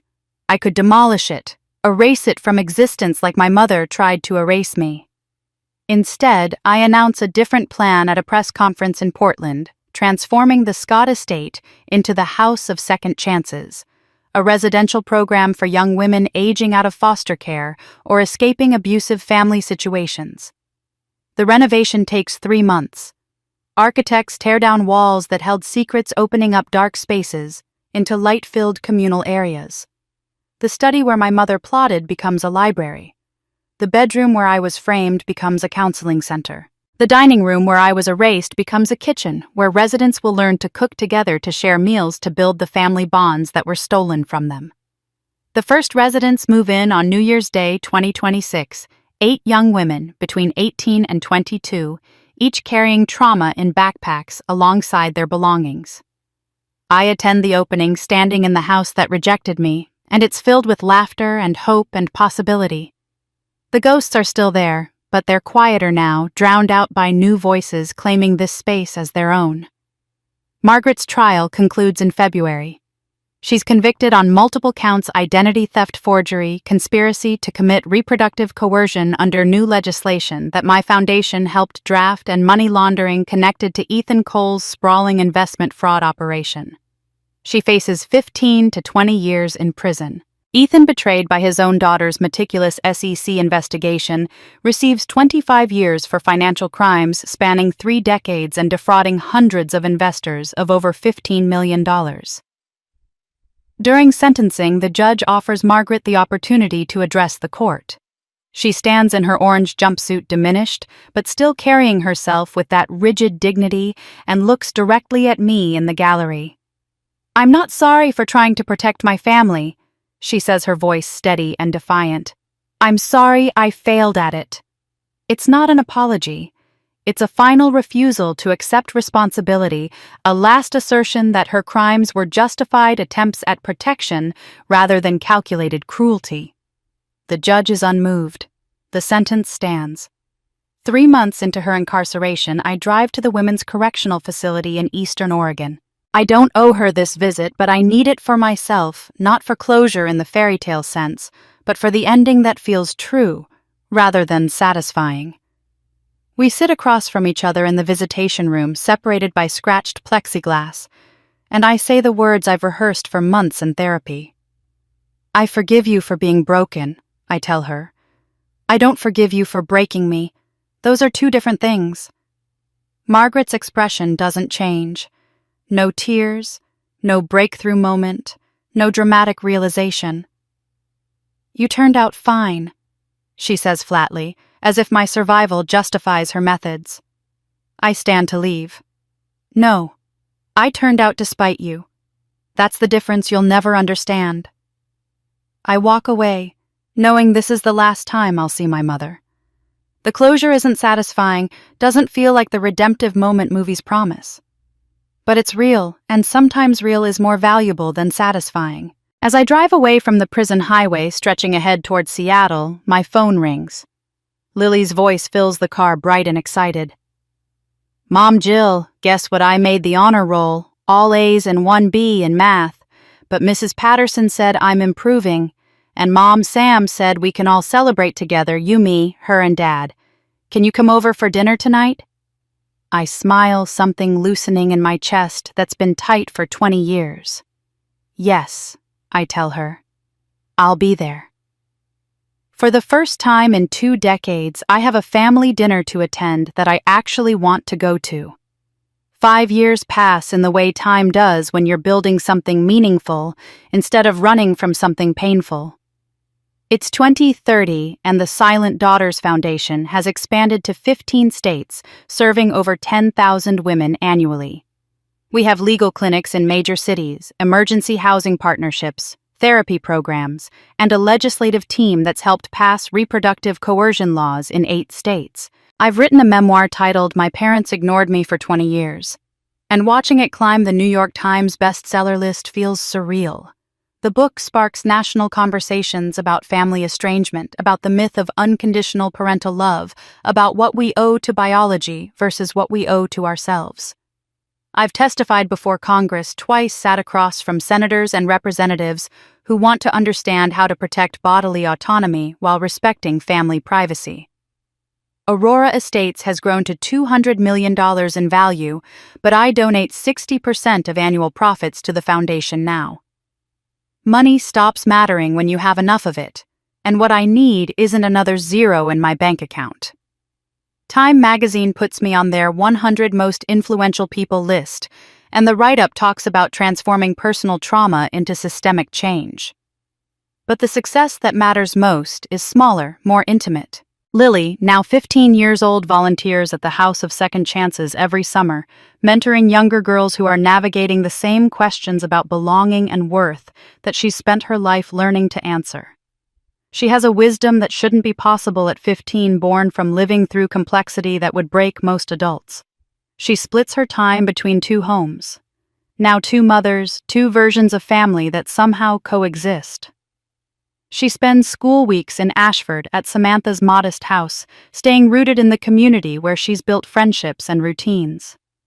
Weekends and summers she comes to Seattle, to my penthouse, exploring museums and theaters, and the wider world that exists beyond small-town Oregon. She calls us Mom Sam and Mom Jill without confusion or resentment, navigating our unconventional family structure with a grace that humbles me. For her 15th birthday, she asks both of us to attend her school's mother-daughter tea, and when the administrator calls suggesting that perhaps one mother would be more appropriate, Lily delivers an impromptu speech about modern families, about love not being limited by traditional structures, about how her 2 mothers give her twice the wisdom and twice the support.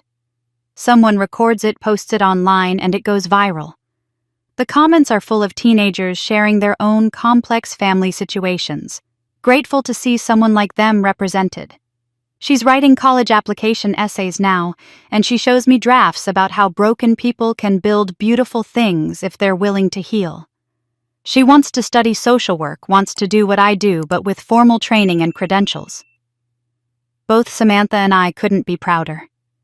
Samantha has been sober for 5 years, working as a counselor at a domestic violence shelter in Portland. She helps women recognize the patterns of emotional manipulation that she learned from Margaret, using her own story to give others permission to leave. She and Ryan divorced 2 years ago, acknowledging finally that their marriage was built on obligation and guilt rather than love. It was amicable, almost relieved, both of them grateful to stop pretending.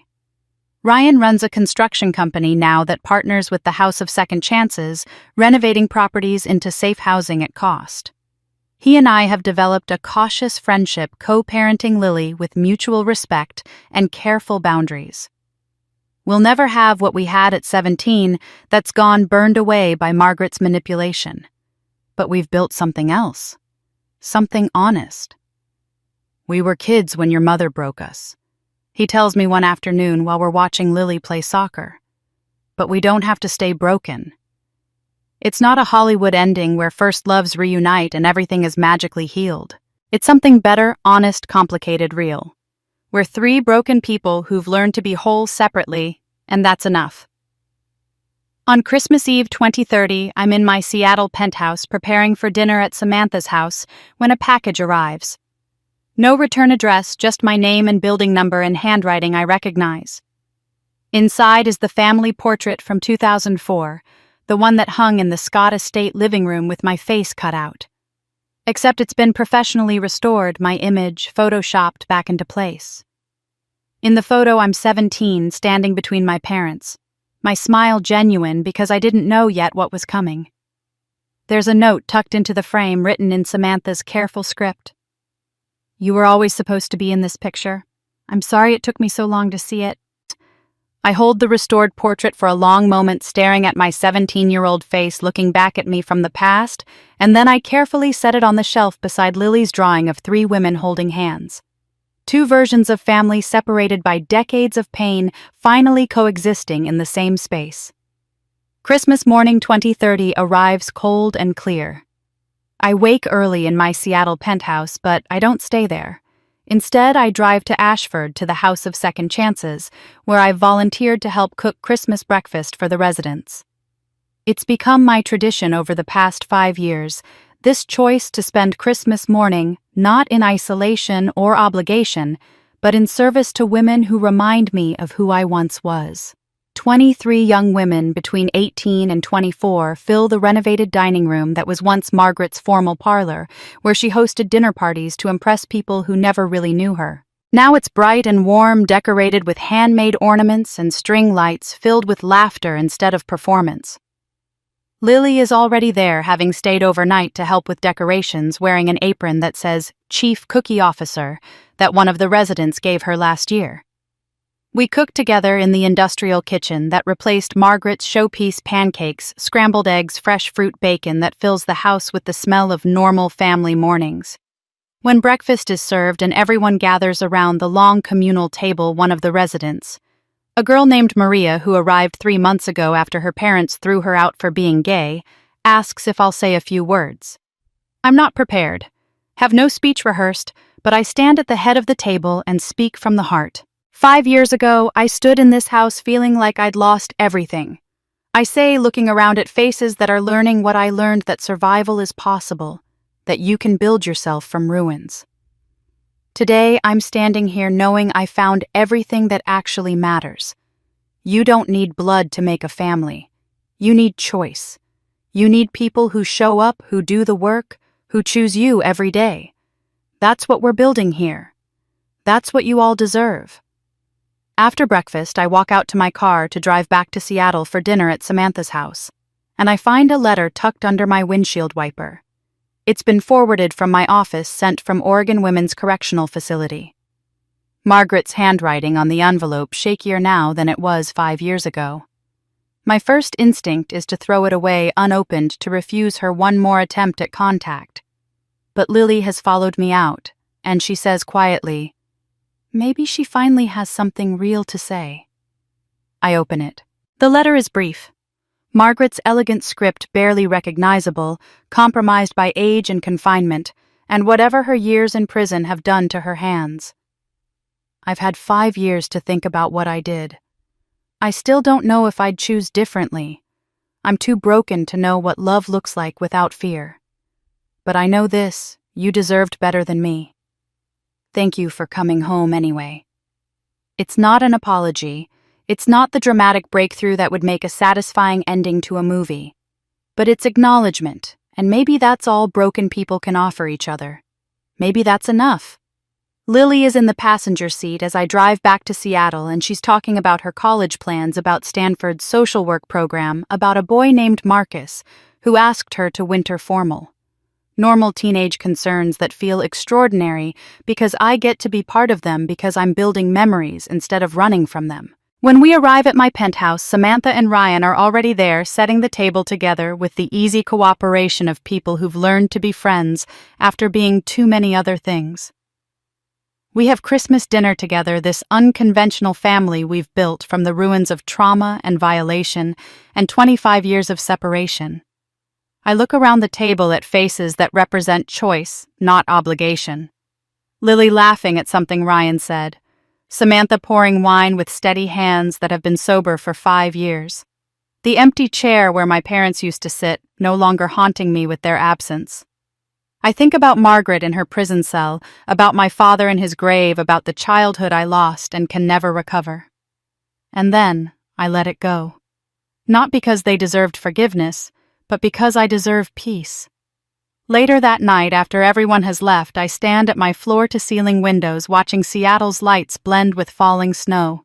The same snow that fell 25 years ago when I was 17, standing outside that house with 2 suitcases and nowhere to go. My phone buzzes. A text from Lily. Thank you for being the kind of mom who chose me back. I smile at my reflection in the glass, and I don't see that wounded girl anymore.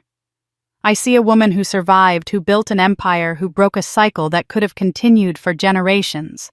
I whisper to my reflection, to the ghost of my younger self, to anyone listening. Sometimes the richest gift isn't money, revenge, or even justice. It's peace. And I finally have it. The snow falls silently outside, covering the city in white, a blank page, a new beginning, proof that even the coldest winters eventually end. Since you confirmed with one, I will write the conclusion in English to match the rest of the story. Pumped. 3 months after that Christmas dinner, I receive word that Margaret has died in prison. A stroke, sudden and complete, ending her story in the same way it diminished my father's final years. I'm notified as next of kin, asked about funeral arrangements, asked if I want to claim the body. I sit with these questions for 3 days before deciding that some endings don't require my participation. I authorize a simple cremation, no service, and I don't attend. Lily asks if I'm okay, and I tell her the truth. I feel nothing, and that's its own kind of peace. The foundation continues to grow. We open our 20th location in Boston, and the waiting list for services stretches 6 months long. Every week, I read letters from women who tell me that finding our resources saved their lives, that knowing they weren't alone in being discarded by family gave them permission to build new ones. These letters matter more than any business award I've ever received, more than any magazine cover or bestseller list placement. They're proof that pain transformed into purpose can ripple outward in ways we never anticipate. Lily graduates high school with honors and chooses Stanford's social work program, surprising no one. At her graduation party, both her mothers sit together in the front row, and when they call her name, we both stand and cheer. Samantha reaches for my hand without thinking, squeezes it once, and I squeeze back. It's not forgiveness exactly, but it's something better, recognition that we're both doing the best we can with the damage we inherited. Ryan remarries a kind woman named Patricia, who works as a nurse and accepts our complicated family structure with grace. At their small wedding, Lily serves as maid of honor, and I sit beside Samantha in the audience, and we're both genuinely happy for him. Love doesn't always look like we expect it to, but that doesn't make it less real. The Scott estate, now called the House of Second Chances, celebrates its 5th anniversary. Over 200 women have lived there, learned there, healed there. Some have gone on to college, some to careers, some simply to lives where they're not afraid anymore. The house that once held so many secrets now holds hope instead. And I think my father would have appreciated the irony, even if Margaret never could. If you've stayed with me through this entire journey, through 25 years of pain and rebuilding and complicated reconciliation, thank you. Stories like mine don't have simple endings because real life doesn't offer them. We don't get neat resolutions where everyone apologizes and all wounds heal cleanly. What we get, if we're lucky and we work hard, and we refuse to let our damage define us, is the chance to build something new from something broken. I want to hear from you. Have you experienced family estrangement? Have you rebuilt relationships that seemed irreparable, or have you found peace in walking away? Do you believe in forgiveness, or do you think some betrayals are too deep to reconcile? Your stories matter. Your experiences matter. Share them in the comments below. Not just for me, but for everyone else who needs to know they're not alone in carrying complicated family histories. If this story resonated with you, if you see yourself in any part of this journey, please subscribe to this channel. Hit that notification bell so you don't miss future stories about resilience, about breaking cycles, about the messy, beautiful work of becoming whole after being broken. Share this video with someone who needs to hear that survival is possible, that you can build an empire from nothing, that being discarded doesn't mean you're disposable. What would you have done in my position? Would you have exposed your family publicly or handled it privately? Do you think I should have fought harder for full custody of Lily, or was the shared arrangement the right choice? Tell me in the comments. I read every single one, and your perspectives help me understand my own story better. This isn't just my story anymore, it's ours. Every person who's ever stood in the metaphorical snow wondering why they weren't enough. Every daughter or son who's had to build themselves from ruins, every survivor who chose to transform pain into purpose instead of letting it consume them. This story belongs to all of us. Thank you for listening. Thank you for caring. And remember, the richest gift isn't money, revenge, or even justice. It's peace. And you deserve it too.